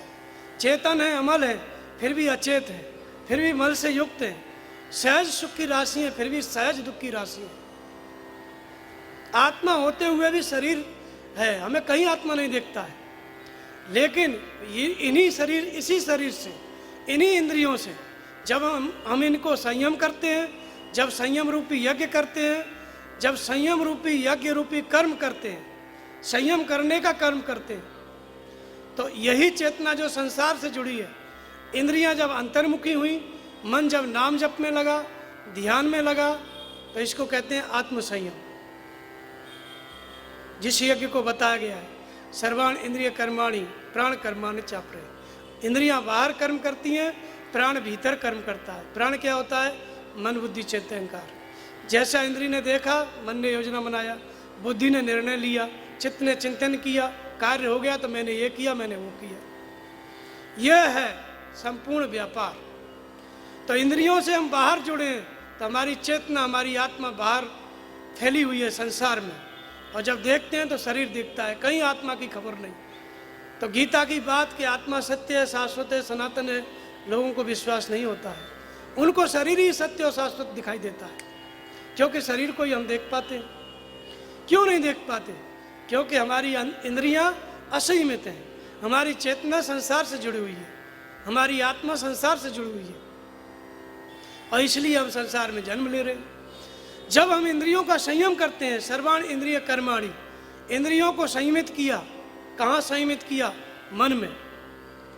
जो मन योजना बनाता था, उसने योजना बनाई कि नहीं भजन करना है, संसार में कुछ नहीं करना है। तो आप लोग कहोगे कि ये तो साधु सन्यासी का काम है। ऐसा नहीं। आप 1 घंटे तक आप रात को 10 बजे 1 घंटे मन को इंद्रियों को संयमित करते हैं, 1 घंटा बैठते हैं, तो आप 1 घंटे का गीता का कर्म आपने किया, 1 घंटे आप सन्यासी हो गए, योगी हो गए। ये 1 घंटा आपको 10 घंटे तक पहुंचाएगा, चाहे 10 जन्म लगे, चाहे 20 जन्म लगे। जब बुद्ध जैसे महात्मा को 200 जन्म लग सकते हैं, महावीर जैसे अवतार को, जैनियों के तीर्थंकर को 24 जन्म लग सकते हैं, तो हम आप लोग को 10-20 जन्म लगें इस काम में, तो कौन सी बड़ी बात है। इसलिए गीता का कर्म सन्यासी के लिए नहीं है। ये सभी इंद्रियों का संयम जो मैं बता रहा हूँ, ये सब आपको 1 घंटे करना है। 23 घंटे संसार का ही करना है, 1 घंटे आपको ये सब करना है।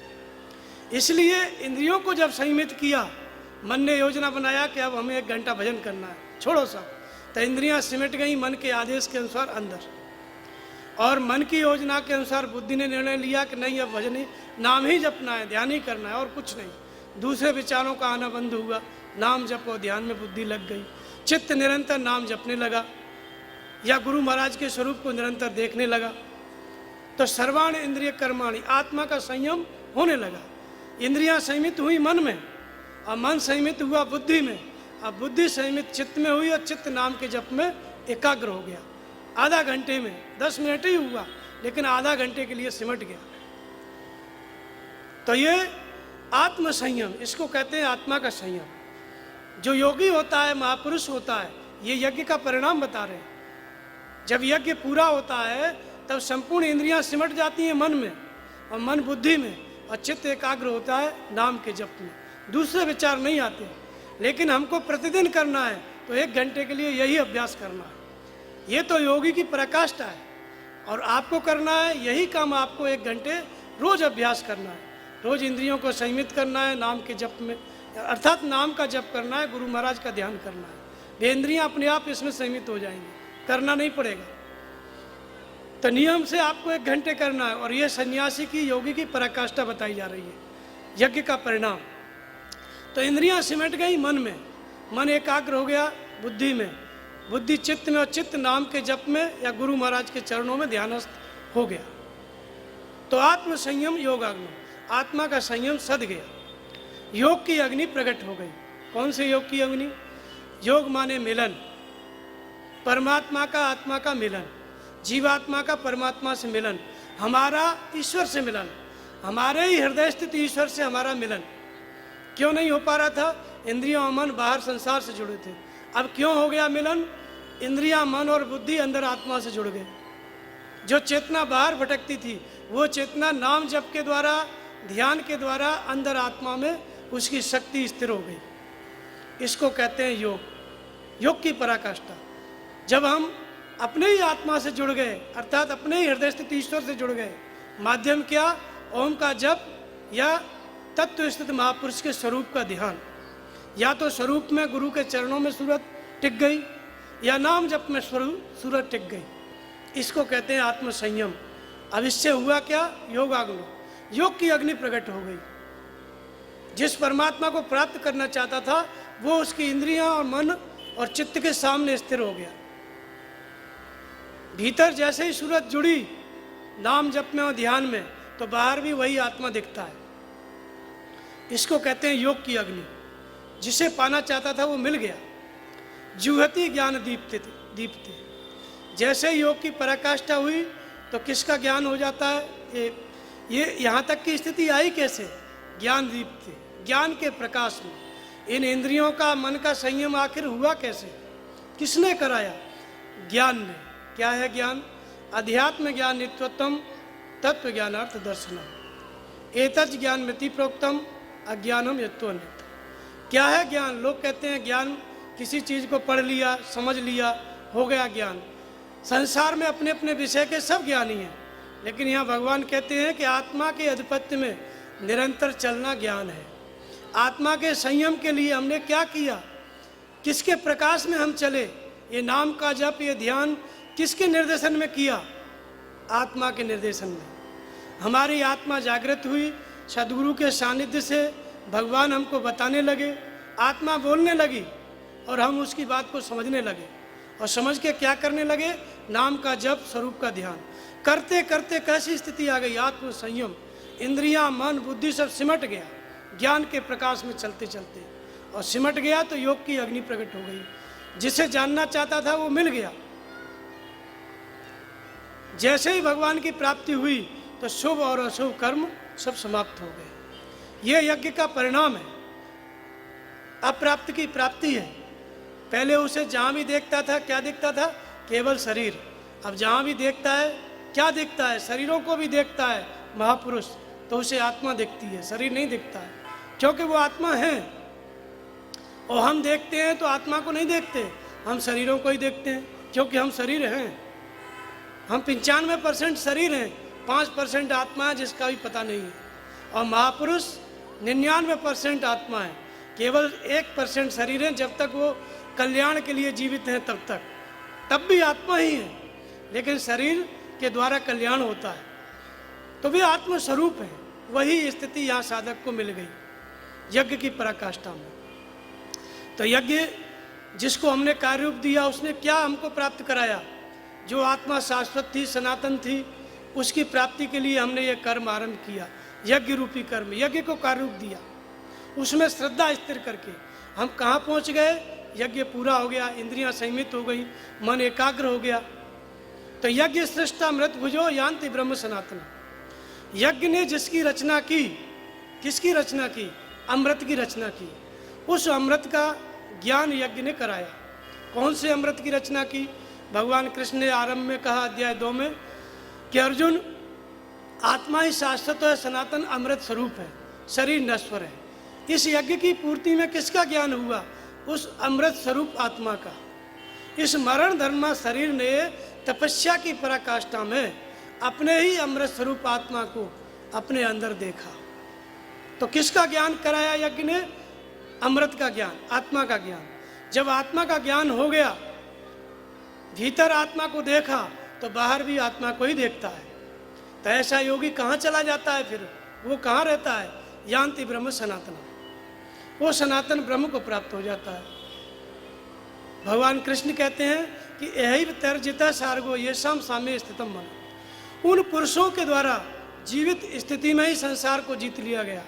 किन पुरुषों के द्वारा? किसने संसार को जीता? जिनका के मन समत्व में स्थित है। मन के समत्व में स्थित होने से और संसार जीतने से क्या प्रयोजन? क्योंकि निर्दोषमय समम ब्रह्म तस्मात् ब्राह्मणित स्थिता। जब मन को जीत लिया तो मन निर्दोष और सम हो गया। ब्रह्म और आत्मा क्या है? आत्मा और ब्रह्म भी निर्दोष और सम है। इधर ब्रह्म निर्दोष और सम, उधर वो मनुष्य तपस्वी वो निर्दोष और सम, दोनों की स्थिति एक हो गई, इसलिए वो ब्रह्म में स्थित हो गया। तो यज्ञ की पराकाष्ठा क्या है? इस नियत कर्म के द्वारा हमें क्या मिला? परात्पर ब्रह्म, सनातन ब्रह्म, सनातन ब्रह्म की प्राप्ति हुई, अव्यक्त आत्मा की प्राप्ति हुई। अब बाहर किसी कर्म से आप इस आत्मा को पा सकते हैं तो करिए, आप गीता का कर्म उसको मान सकते हैं। बाहर किसी कर्म से, खेती करने से, व्यापार करने से, नौकरी करने से ये सनातन ब्रह्म मिल सकता है तो निसंदेह उसको करिए। तो गीता का कर्म क्या है? जो सनातन ब्रह्म की प्राप्ति कराता है। तो ये कर्म हम करते ही रहेंगे कि कभी इससे छुटकारा भी मिलेगा। तो कहते हैं कि यश सर्वे समारंभा काम संकल्प वर्जिता ज्ञानाग्नि दग्ध कर्माणम तमाव पंडितम बुधा। भली प्रकार जो आरंभ की हुई प्रक्रिया, कौन सी प्रक्रिया? एक परमात्मा में श्रद्धा स्थिर करना, नाम का जप करना, इंद्रियों का संयम करना, महापुरुष के स्वरूप का ध्यान करना, ये प्रक्रिया हमने आरंभ की। और आरंभ करते करते कहाँ पहुँच गई? काम संकल्प वर्जिता। कामना और संकल्प से वर्जित क्षेत्र में हम खड़े हो गए। जैसे लोग कहते हैं ना वर्जित क्षेत्र, मिलिट्री के आगे लिखा रहता है जहाँ उसका निवास होता है निषेध क्षेत्र। कोई मिनिस्टर है तो लिखा है निषेध क्षेत्र, वहाँ आप नहीं जा सकते। ऐसे ही कहाँ पे हम खड़े हो गए?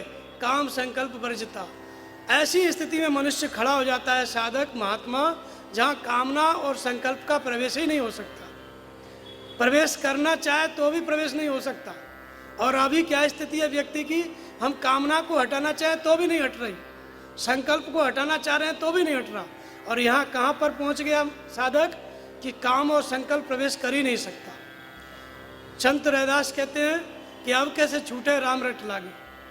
लोगों की समस्या रहती है कि नाम जपते हैं मन नहीं लगता है। संत रैदास की समस्या है कि नाम जप से मन हटता नहीं है। उल्टा हो गया सब। वो सब इसी धरती पर जन्म लिए, आप ही की तरह थे जिनकी ये स्थिति थी, वो सब इस गीता के कर्म को किए। तो ज्ञान की अग्नि प्रकट हो गई, संपूर्ण कर्म जल गए, भगवान की प्राप्ति हो गई। ऐसे महात्मा को जो बोध स्वरूप ज्ञानी हुए, उन लोगों ने ऐसे महात्मा को पंडित कहा। ज्ञानियों ने किसको पंडित कहा? जिसे ये स्थिति मिल गई। और अज्ञानियों ने किसको पंडित कहा? अज्ञानियों का पंडित घर घर घूमता है, पूजा पाठ कराता है, रोज ही मिलता है। ज्ञानियों के पंडित को आप बिना ईश्वर के प्रेरणा के नहीं समझ सकते, बिना पुण्य के आप नहीं समझ सकते। पुण्य पुण्य बिन मिले न संता। और अज्ञानियों का पंडित रात दिन भीख मांगता रहता है।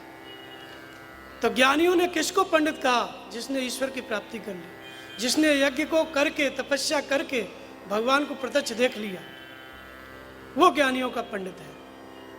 यह कर्म पूरा हुआ। भगवान कृष्ण कहते हैं कि एवं बहुविधा यज्ञ वितता ब्राह्मणों मुखे कर्म जान विद्यतान सर्वान एवं ज्ञात्वा विमुच्यसे।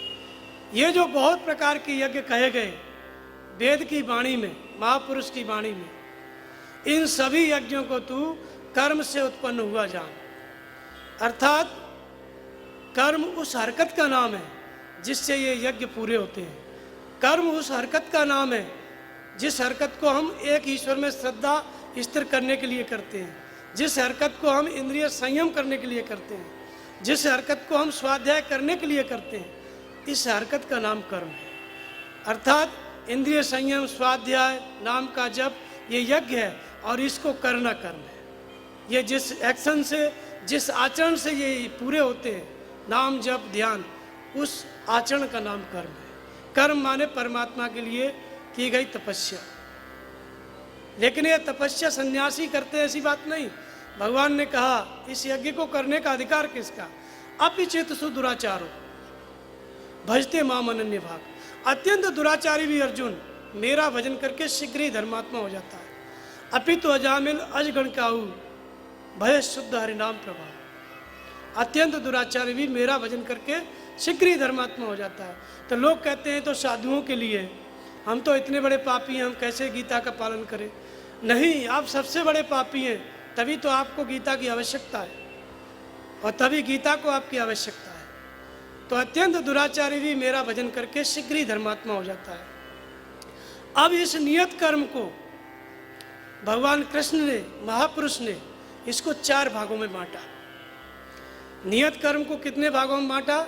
ये 4 स्तर में पूरा हो जाता है और उसी 4 स्तर को वर्ण कहा गया। भगवान कृष्ण कहते हैं कि चातुर्वर्ण मया सृष्टम गुण कर्म विभागसा। 4 वर्णों की रचना मैंने की। तो आपने 4 भागों में क्या बांट दिया? क्या ये मनुष्य को बांट दिया? क्या बाहर पृथ्वी पे ब्राह्मण, क्षत्रिय, वैश्य और शूद्र, इन 4 को बांटा? भगवान कहते हैं नहीं, इन 4 को नहीं बांटा।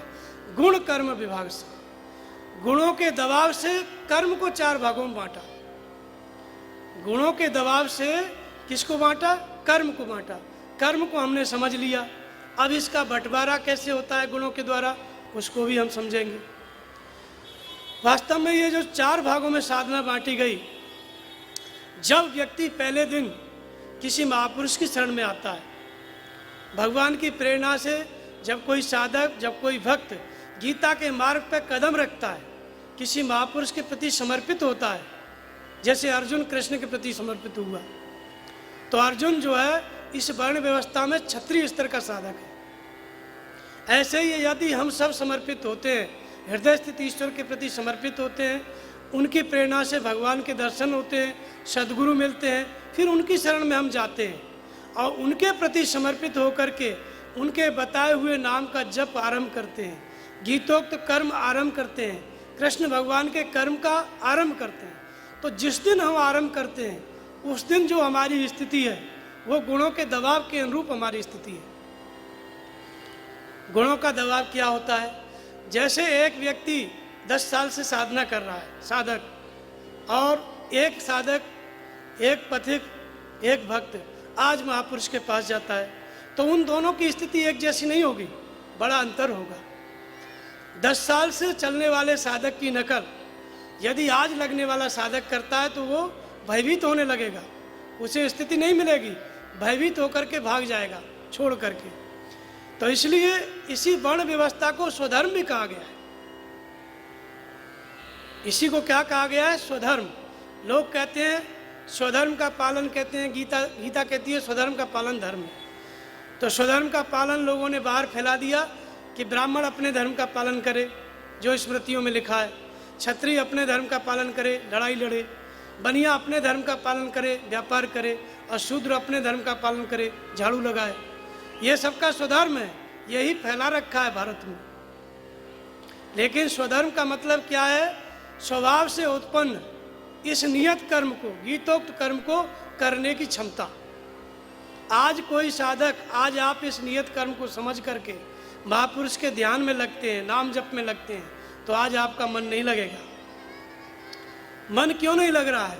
तामस बहुत, रजगुण थोड़ा, कल प्रभाव विरोध चौरा। तमोगुण बहुत ज़्यादा है और रजगुण थोड़ा है। भजन करने की इच्छा है, नाम जपने की इच्छा है, लेकिन मन ही नहीं लगता है। तब ऐसे साधक को क्या करना चाहिए? जो अपने से श्रेष्ठ महात्मा है, आश्रम में जाकर के सेवा करना चाहिए, झाड़ू लगाना चाहिए। धीरे धीरे उसके अंदर आत्मिक संपत्ति आएगी, बल आएगा, मन लगाने का, ध्यान करने की शक्ति आएगी। तो वही साधक फिर चला जाएगा किसमें? वैश्य श्रेणी में। तो जो आरंभिक क्षमता है तमोगुण के कारण, गुण क्या हुआ? तामसी। किस गुण का दबाव आया हमारे ऊपर? तमोगुण का। तमोगुण का काम क्या है? आलस्य, निद्रा। चाहते हैं नाम जपना लेकिन नींद आ जाती है, बहुत खा लेते हैं, होश ही नहीं रहता है। तो फिर ये किसका प्रभाव है? तमोगुण का। अब हम नाम जपेंगे, बैठेंगे 1 घंटा, लेकिन मन नहीं लगेगा। तो ये कौन सा स्वधर्म है? ये शूद्र स्तर का साधक है। शूद्र का अर्थ नीच नहीं होता है, शूद्र का अर्थ वो भाग्यशाली व्यक्ति है जो इस 600 करोड़ की जनता में, जो इस मार्ग पे चलने लग गया, महापुरुष की शरण में चला गया, उस भाग्यशाली व्यक्ति का नाम शूद्र है। शूद्र माने कोई झाड़ू लगाने वाला नहीं। इसलिए भगवान के मुख से ब्राह्मण, चरणों से शूद्र। एक ही परमात्मा से उत्पन्न हो रहा है शूद्र, और उस परमात्मा ने उसको दूर बैठा दिया कि मंदिर में नहीं जा सकता। उसको छू लेगा, उसी से उत्पन्न हुआ है, और उसी को छू लेगा तो भगवान ही समाप्त, नष्ट हो गया। ये व्यवस्था स्मृति की है, गीता की नहीं है। गीता में जिस कर्म को बांटा वो मैंने आपको बताया। कैसे बंटवारा हुआ? गुणों के अनुसार। तामसी गुण आया तो मन नहीं लगेगा, तो अल्पज्ञ है। लगाता है तो भी नहीं लगता है, बैठता है तो भी भजन नहीं होता है। समय क्यों नष्ट कर रहा है? सेवा करे। तो ये तमोगुण अधिक होता है तो हमारा स्वधर्म क्या है? शूद्र स्तर के हम साधक हैं। हमारे स्वभाव से उत्पन्न कर्म में लगने की, नाम जपने की, ध्यान करने की क्षमता क्या है? शूद्र की है। शूद्र माने जिसकी आत्मा जागृत है, जो जानता है सत्य क्या है, सत्य क्या है, जो सत्य के लिए प्रयत्नशील है। महात्मा बुद्ध जिस दिन गृह त्याग किए उस दिन वो शूद्र थे, और जिस दिन उनको प्राप्ति हुई उस दिन वो ब्राह्मण थे। इसलिए उन्होंने कहा कि सृष्टि में मुझसे बड़ा ब्राह्मण कोई नहीं। तो शूद्र माने जिसकी आत्मा की जागृति हो गई, जो नियत कर्म का आरंभ कर दिया। अब जब थोड़ी क्षमता आई सेवा करके, तो वही साधक चला गया वैश्य श्रेणी में। वैश्य का कर्म क्या है? कृषि, गौरक्ष, वाणिज्यम, वैश्य कर्म स्वभाव। कृषि करना, गौरक्षा करना और व्यापार करना। अब दुनिया में कितने बनिया हैं जो खेती करते हैं?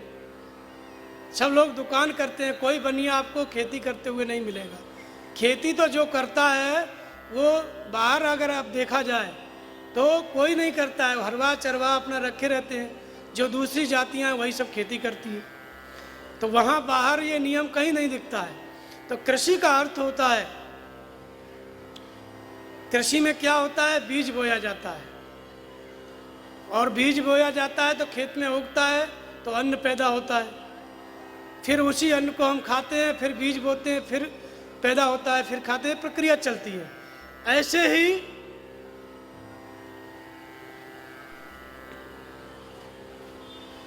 हमारे अंदर जो परमात्मा प्राप्ति का बीज है, जो महापुरुष का हमने दर्शन किया, जो नाम का जप आरंभ किया, जो कहा गया कि इस कर्म में आरंभ का नाश नहीं है, वही जो हमने आरंभ कर दिया शूद्र स्तर में, उसी बीज का विस्तार करना, उसी नाम जप को और बढ़ाना, इंद्रिय संयम को और बढ़ाना, स्वाध्याय को और बढ़ाना। ये जो ईश्वर प्राप्ति की विधि है, ईश्वर चिंतन की, इसी चिंतन के बीज का विस्तार करना। ये किसका कर्म है? वैश्य श्रेणी के साथ। और क्या करना? गौरक्षा करना। तो गौरक्षा का अर्थ बाहर लोगों ने लिया गाय की रक्षा।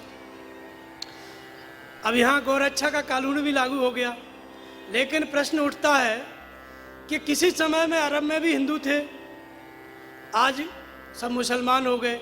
गाय आज भी है लेकिन रक्षा नहीं होती है। किसी समय यूरोप भी हिंदू था, फ्रांस जर्मनी सब हिंदू था, गाय की रक्षा होती थी, लेकिन आज वो ईसाई हो गए तो रक्षा नहीं होती है, उसी को खाते हैं। किसी समय में केरल भी हिंदू था, आज की ईसाई हो गए, गाय की रक्षा नहीं होती है, उसी गाय को काट के खाते हैं। वही हिंदू, वही जो राम और कृष्ण को मानते थे, वही जीसस और मोहम्मद को मानते हैं। वही लोग इस कर्म को न समझने के कारण, इस गीता को न समझने के कारण ये दुर्घटना घटी। यहाँ पे कानून लागू हुआ गौरक्षा का, गौ हत्या का। गोवा है पास में, वहाँ पर मुख्यमंत्री ने कहा कि हम लागू नहीं कर सकते। 40% आबादी हमारे यहाँ ईसाई है।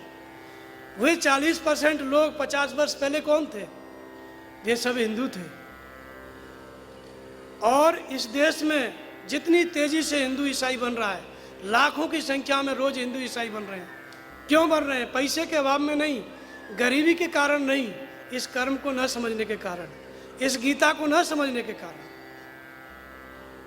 अगर ये गीता का कर्म समझ में आ गया, जैसे आपको समझ में आ गया, तो वो लोग 2 करोड़ रुपए आपको देंगे तो क्या आप बदल सकते हैं? कभी नहीं बदल सकते। जब समझ गया कि आत्मा अपरिवर्तनशील है, धर्म अपरिवर्तनशील है, तो आप उसको 2 करोड़ रुपए दो, नहीं बदल सकते। ये क्यों लोग ईसाई हुए? इस गीता के कर्म को न समझने के कारण, इस गीता के धर्म को न समझने के कारण, आत्मा शाश्वत है, सनातन है, इसको न जानने के कारण। यदि जान लेंगे तो कभी नहीं बदल सकते। तो हम कहते हैं कि आप गाय को बचा रहे हो, गंगा जी को बचा रहे हो।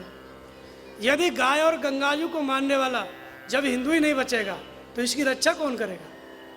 इसकी रक्षा करने वाला हिंदू नहीं रहेगा तो इसकी रक्षा करेगा कौन?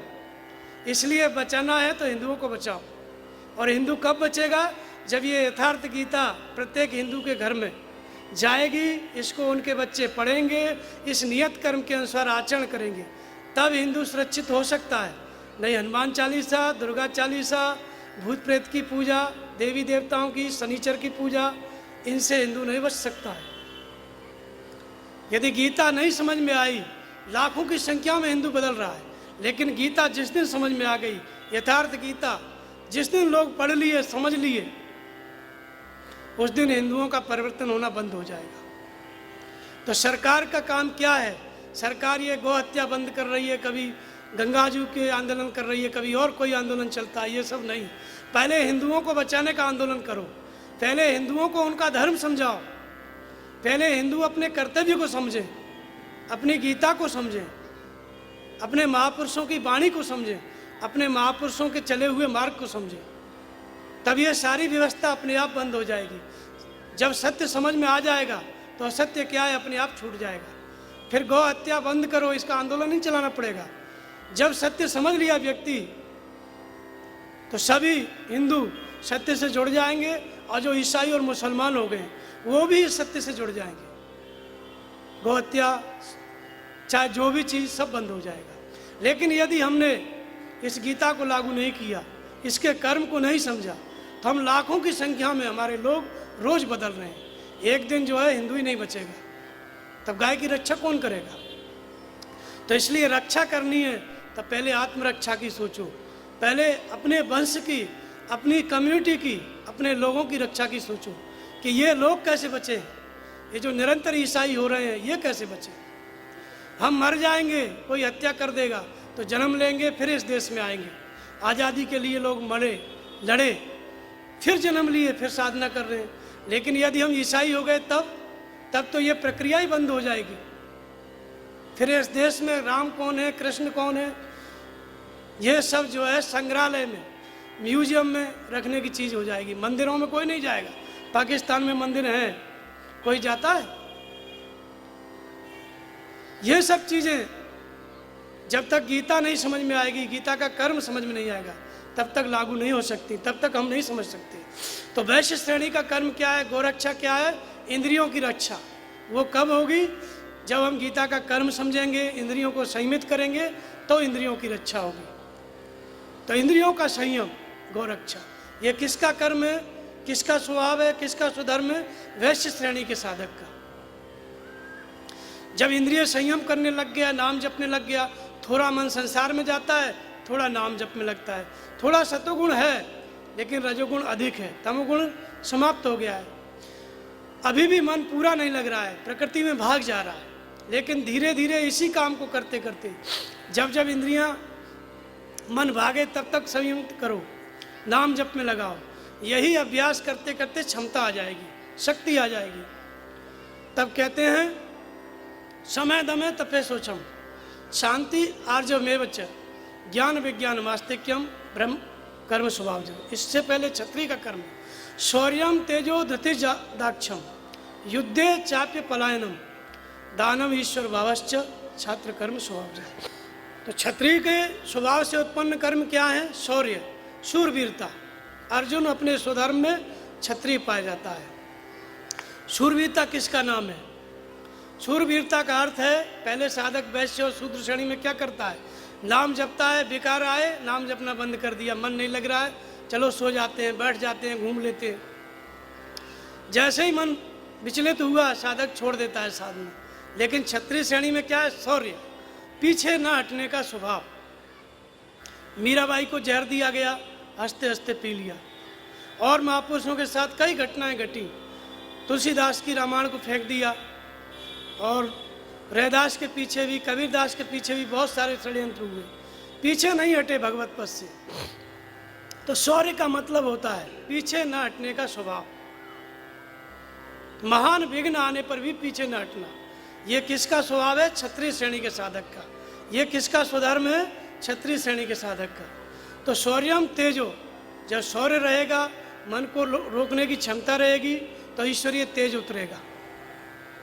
ईश्वरीय तेज का मिलना, धृति, धैर्य धारण करने की क्षमता रहेगी, विकट परिस्थिति में भी मन विचलित नहीं होगा, धैर्यपूर्वक साधना में लगा रहेगा।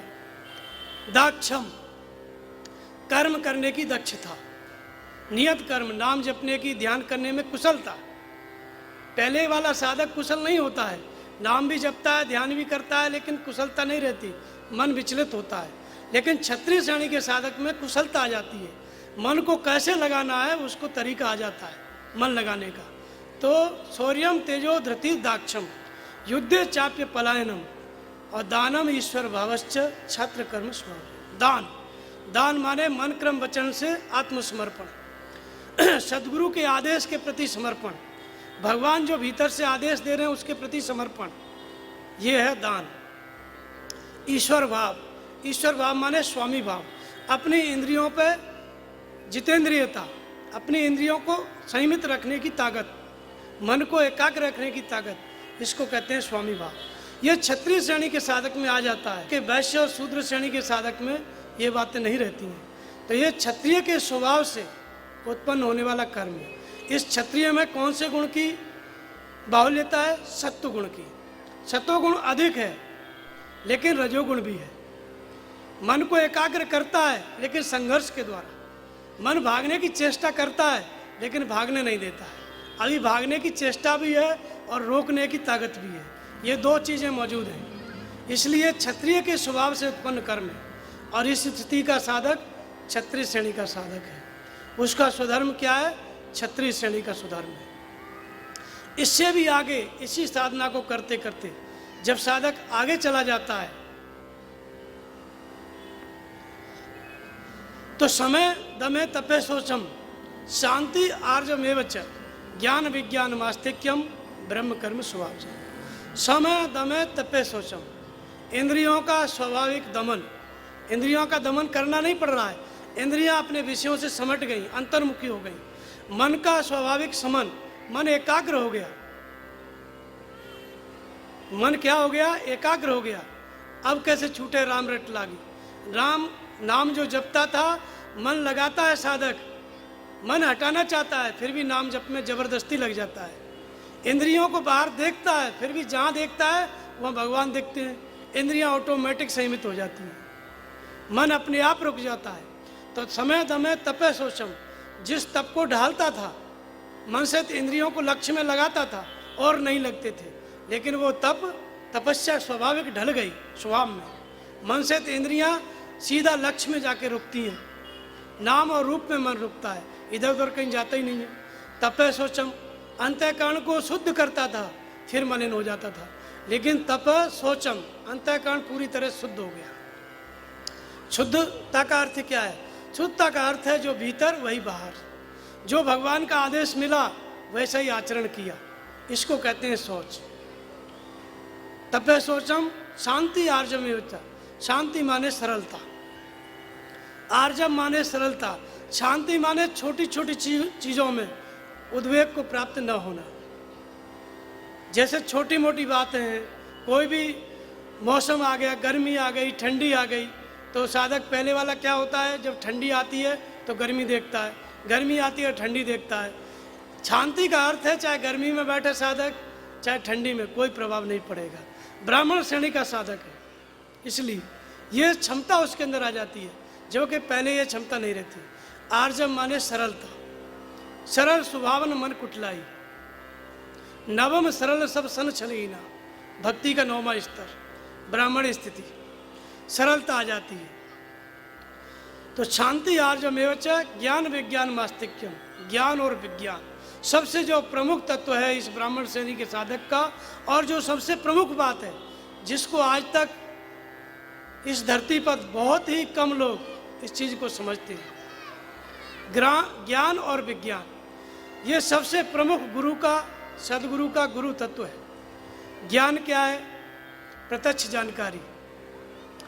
पहले साधक की क्या स्थिति होती है, मन कहाँ जाएगा, किस स्थिति में जाएगा, उसको ज्ञात नहीं होता है। लेकिन यहाँ क्या है, अपनी वृत्तियों की प्रत्यक्ष जानकारी, आजू बाजू क्या घट रहा है तुरंत जान लेगा। साधक के संयम में कौन सी बाधा आने वाली है तुरंत जान लेगा। तो ज्ञान और विज्ञान, विज्ञान माने सर्वत्र जानने की क्षमता। ये खुद जान लेगा ऐसी बात नहीं, दूसरे को भी समझा सकता है। ये ब्राह्मण श्रेणी का साधक क्या है, खुद जान ले अपने मन की बात, ऐसी बात नहीं, दूसरे के मन की बात भी जान सकता है, दूसरे के अंदर भी क्या घट रहा है इस चीज को भी जान सकता है, किसी भी जीव के अंदर क्या चल रहा है इस चीज को भी जान सकता है। इस क्षमता का नाम विज्ञान है। आप 1000 किलोमीटर बैठे हैं और ब्राह्मण श्रेणी का साधक है, आप उससे जुड़े हुए हैं, 1000 किलोमीटर दूर भी आपके अंदर क्या चल रहा है उसको पता चल जाएगा, जान लेगा। परमहंस महाराज जी के सामने एक कुत्ता था, कुत्ता नींद में सो रहा था और कुत्ता भौंक रहा था। तो लोगों ने पूछा कि महाराज जी ये कुत्ता क्यों भौंक रहा है? तो परमहंस महाराज जी ने 1 मिनट देखा, उसको देखा तो कुत्ता क्या कर रहा है, कुत्ते के अंदर क्या चल रहा है वो जान लिया। उन्होंने कहा कि ये जो कुत्ता है, यहाँ आश्रम में भंडारा होगा, भंडारे में पत्तल फेंकी जाएंगी और पत्तलों को चरने के लिए गाय आएंगी और ये कुत्ता उन गायों को भगा रहा है। तो ये है ब्राह्मण श्रेणी का साधक, महापुरुष की स्थिति। कुत्ते के अंदर क्या हो रहा है उसको भी जान लेता है, क्योंकि वो पारदर्शी हो जाता है। जो आत्मा उसके भीतर है, बाहर भी वो उसी आत्मा को देखने लगता है। जहाँ भी दृष्टि पड़ती है भगवान को देखता है। बहुत ही उन्नत अवस्था है, लेकिन फिर भी जब तक ईश्वर नहीं मिला, जब तक ये ब्राह्मण श्रेणी ही सही, लेकिन भगवान अभी अलग है। जैसे कि कांच की दीवार है और उस पार सब दिख रहा है, लेकिन जब जाता है तो टकरा जाता है। ऐसी स्थिति ब्राह्मण श्रेणी के साधक की है। सब कुछ दिखाई दे रहा है, भगवान ये रहा, लेकिन वो दीवार, वो पर्दा, भगवान अलग हम अलग, द्वैत का जरा सा बीच में आड़ा है, पर्दा डला हुआ है। ये कांच भी जब टूट जाता है तब ब्रह्म की स्थिति प्राप्त होती है, तब महापुरुष की स्थिति प्राप्त होती है। तब कहते हैं कि ब्राह्मणों न क्षत्रियम न वैश्यम न शूद्रम चिदानंद रूपम शिवोहम शिवोहम। फिर भी ऐसी स्थिति के महापुरुषों को लोगों ने, समाज ने ब्राह्मण कहा। ब्राह्मण नहीं है, आगे बढ़ चुके हैं, फिर भी ब्राह्मण कहा। और ये स्थिति जितने महापुरुष हुए सबके अंदर थी। जब सती ने परीक्षा लिया भगवान राम की, तो शंकर जी ने जानना चाहा, सती से पूछा क्या किया, तो उसने झूठ बोला, कछुन परीक्षा लीन गुसाई, कीन प्रणाम तुम्हारे ही नहीं। तब शंकर जी ने कहा कि इतने वेग से गई थी, आखिर क्या किया। तो तब शंकर देखे उधर ध्याना, सती जो कीन चरित सब जाना। यह है ब्राह्मण का लक्ष्य। जो कुछ सती ने किया सब जान लिया कि सीता का रूप बनाया। फिर पार्वती ने पूछा कि राम कौन, तब फिर ध्यान भगवान शंकर ने ध्यान किया कि ये प्रश्न क्यों किया। तब उनको पता चला कि कीनो प्रश्न जगत हित लागे, तुम्हारा तो प्रश्न ही नहीं है, ये संसार के लिए तुमने किया। 1 मिनट में 1 सेकंड में जान लेता है ऐसा महापुरुष ब्राह्मण श्रेणी का कि क्या घट रहा है आसपास।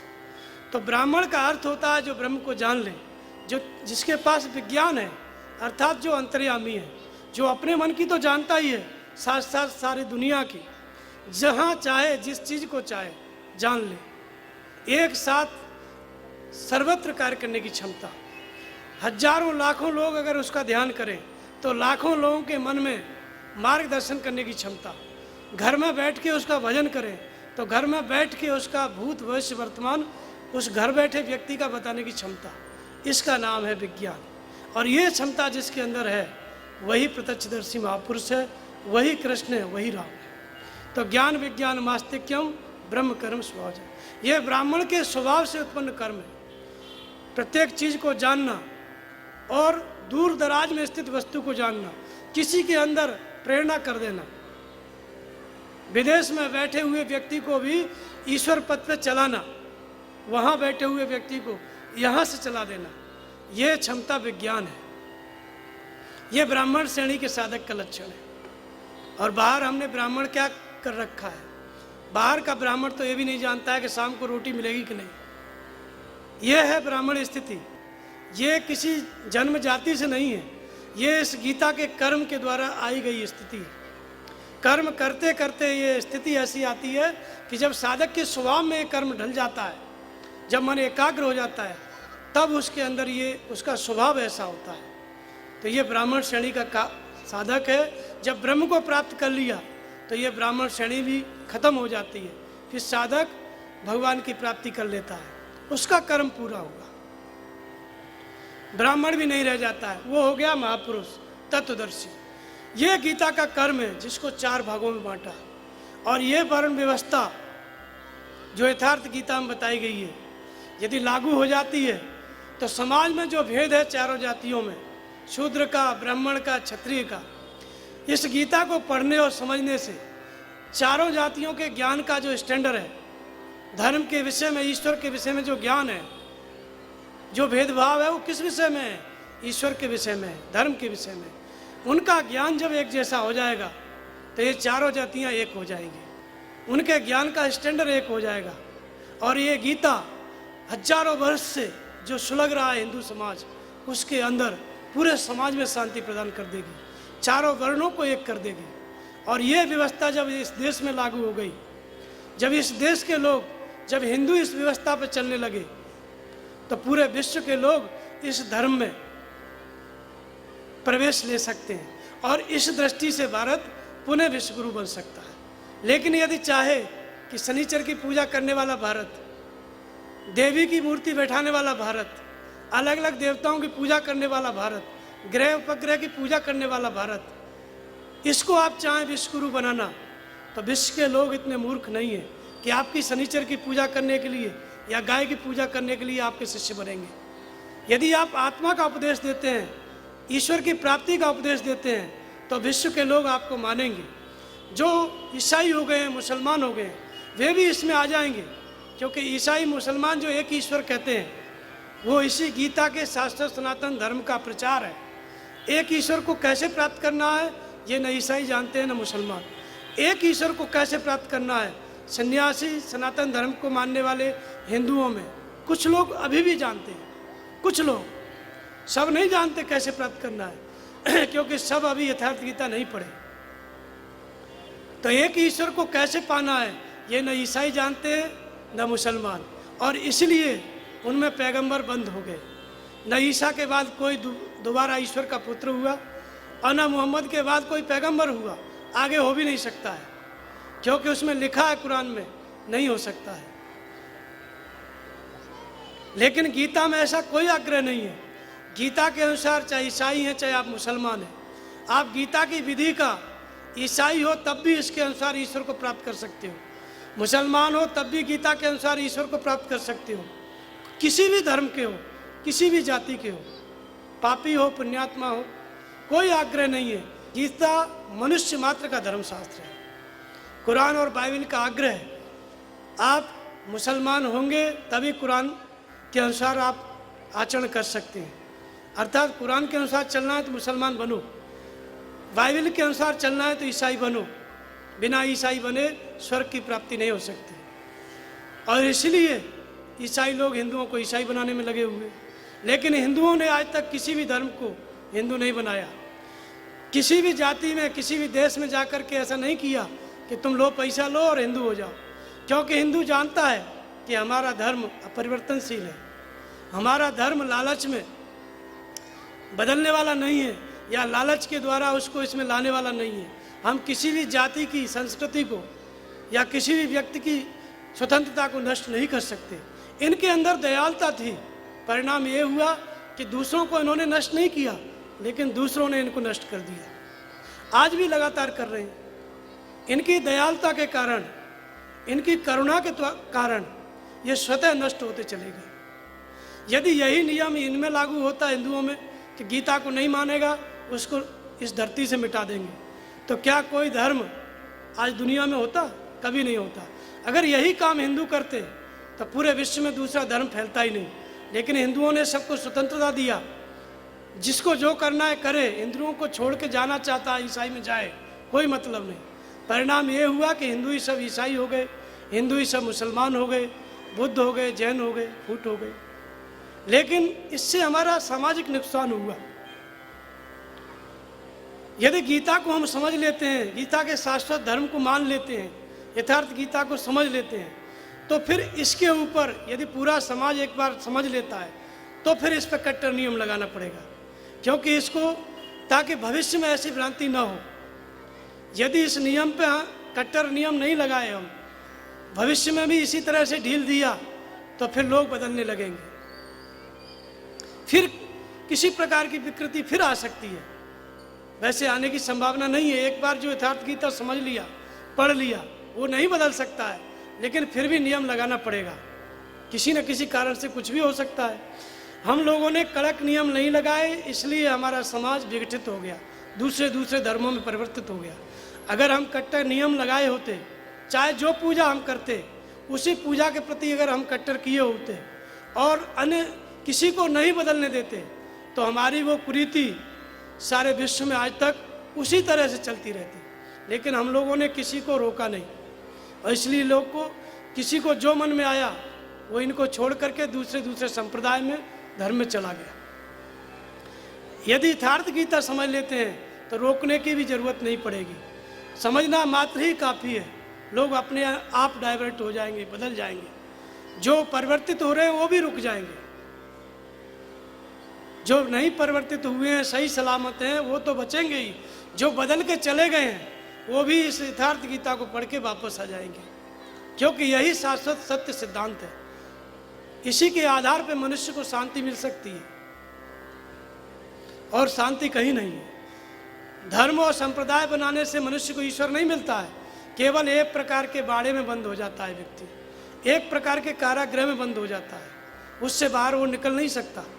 इसलिए जितने मजहब फैले हैं दुनिया में, 350-400, सब अलग अलग जेल खाना है, कारागृह है, उनसे व्यक्ति निकल नहीं सकता, क्योंकि इतना भय दे देते हैं कि नरक में चला जाएगा, सड़ जाएगा अगर छोड़ दिया तो, छोड़ के मत जाओ। तो कैसे निकलेगा? एक जेल खाना बना रखा है। और धर्म क्या है? जब इन सभी संप्रदायों मजहबों से व्यक्ति छूट जाता है, तब वो शाश्वत सनातन धर्म को जानेगा। धर्म माने सभी संप्रदायों से मुक्त होकर के स्वतंत्रता, शाश्वत सनातन ब्रह्म में श्रद्धा का स्थिर होना, उसकी प्राप्ति के लिए यत्न करना, जो किसी भी संप्रदाय में नहीं कराया जाता है। संप्रदाय केवल एक नियम बताती हैं और जीवन भर उसका पालन करो। किसी को ईश्वर की प्राप्ति नहीं हुई। जब भी कोई ईश्वर को पाया संप्रदाय मुक्त होकर के। ईसा के समय में ईसाई धर्म था, कोई धर्म नहीं था, वो स्वतंत्र हुए। मूसा स्वतंत्र महापुरुष हुए, मोहम्मद स्वतंत्र महापुरुष हुए। आखिर मोहम्मद ने किस धर्म को फैलाया? यही कि मूर्ति पूजा मत करो, एक ईश्वर को मानो। इस मूर्ति पूजा मत करो, ईश्वर को मानो, इसी के लिए लड़ाई लड़ी। तो मूर्ति पूजा करते थे, इसका मतलब उनके परिवार वाले। तो पहले अपने परिवार में ही बगावत हुई, अपने चाचा से ही लड़ाई हुई कि मूर्ति पूजा मत करो, बिना मूर्ति वाले भगवान को मानो। उन्होंने विरोध किया, लेकिन धीरे धीरे इनकी बात मान ली। तो इसी का नाम इस्लाम है, एक ईश्वर को मानना। लेकिन उसको कैसे प्राप्त करें ये मोहम्मद साहब भी नहीं जानते थे। इसलिए भगवान की प्राप्ति कैसे हो, कैसे साधना करें, ये विधि केवल गीता है। एक ईश्वर के नाम पे इकट्ठे हो गए, लेकिन एक ईश्वर के नाम पे फिर कत्ल करने लगे, फिर दूसरे को नष्ट करने लगे। ईसाई लोग पैसा दे के बदलने लगे एक ईश्वर के नाम पर, लोगों की आंख में धूल झोंकने लगे।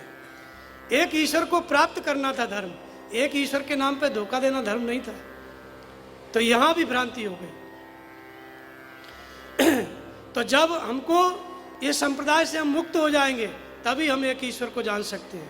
किसी संप्रदाय में रह करके हम ईश्वर को नहीं जान सकते, क्योंकि ईश्वर स्वतंत्र है, बंधन से मुक्त है। और हम भी जब बंधन से मुक्त होंगे तभी जानेंगे। और संप्रदाय क्या है?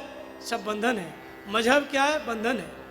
तो इसलिए धर्म तब व्यक्ति समझता है जब सबसे मुक्त हो जाता है, संप्रदाय से। एक ईश्वर को, हृदय स्थित ईश्वर को जब मानना शुरू करता है, वहाँ से उसका सही धर्म है। और यहीं से सही कर्म की शुरुआत है, गीतोक्त कर्म की। और उस हृदय स्थित ईश्वर के मार्गदर्शन में चल के जब ईश्वर को जान लेता है, तब वो ईश्वर स्वरूप हो जाता है, भगवान का स्वरूप हो जाता है। यहाँ पे धर्म कर्म पूरा हुआ। यही है गीता का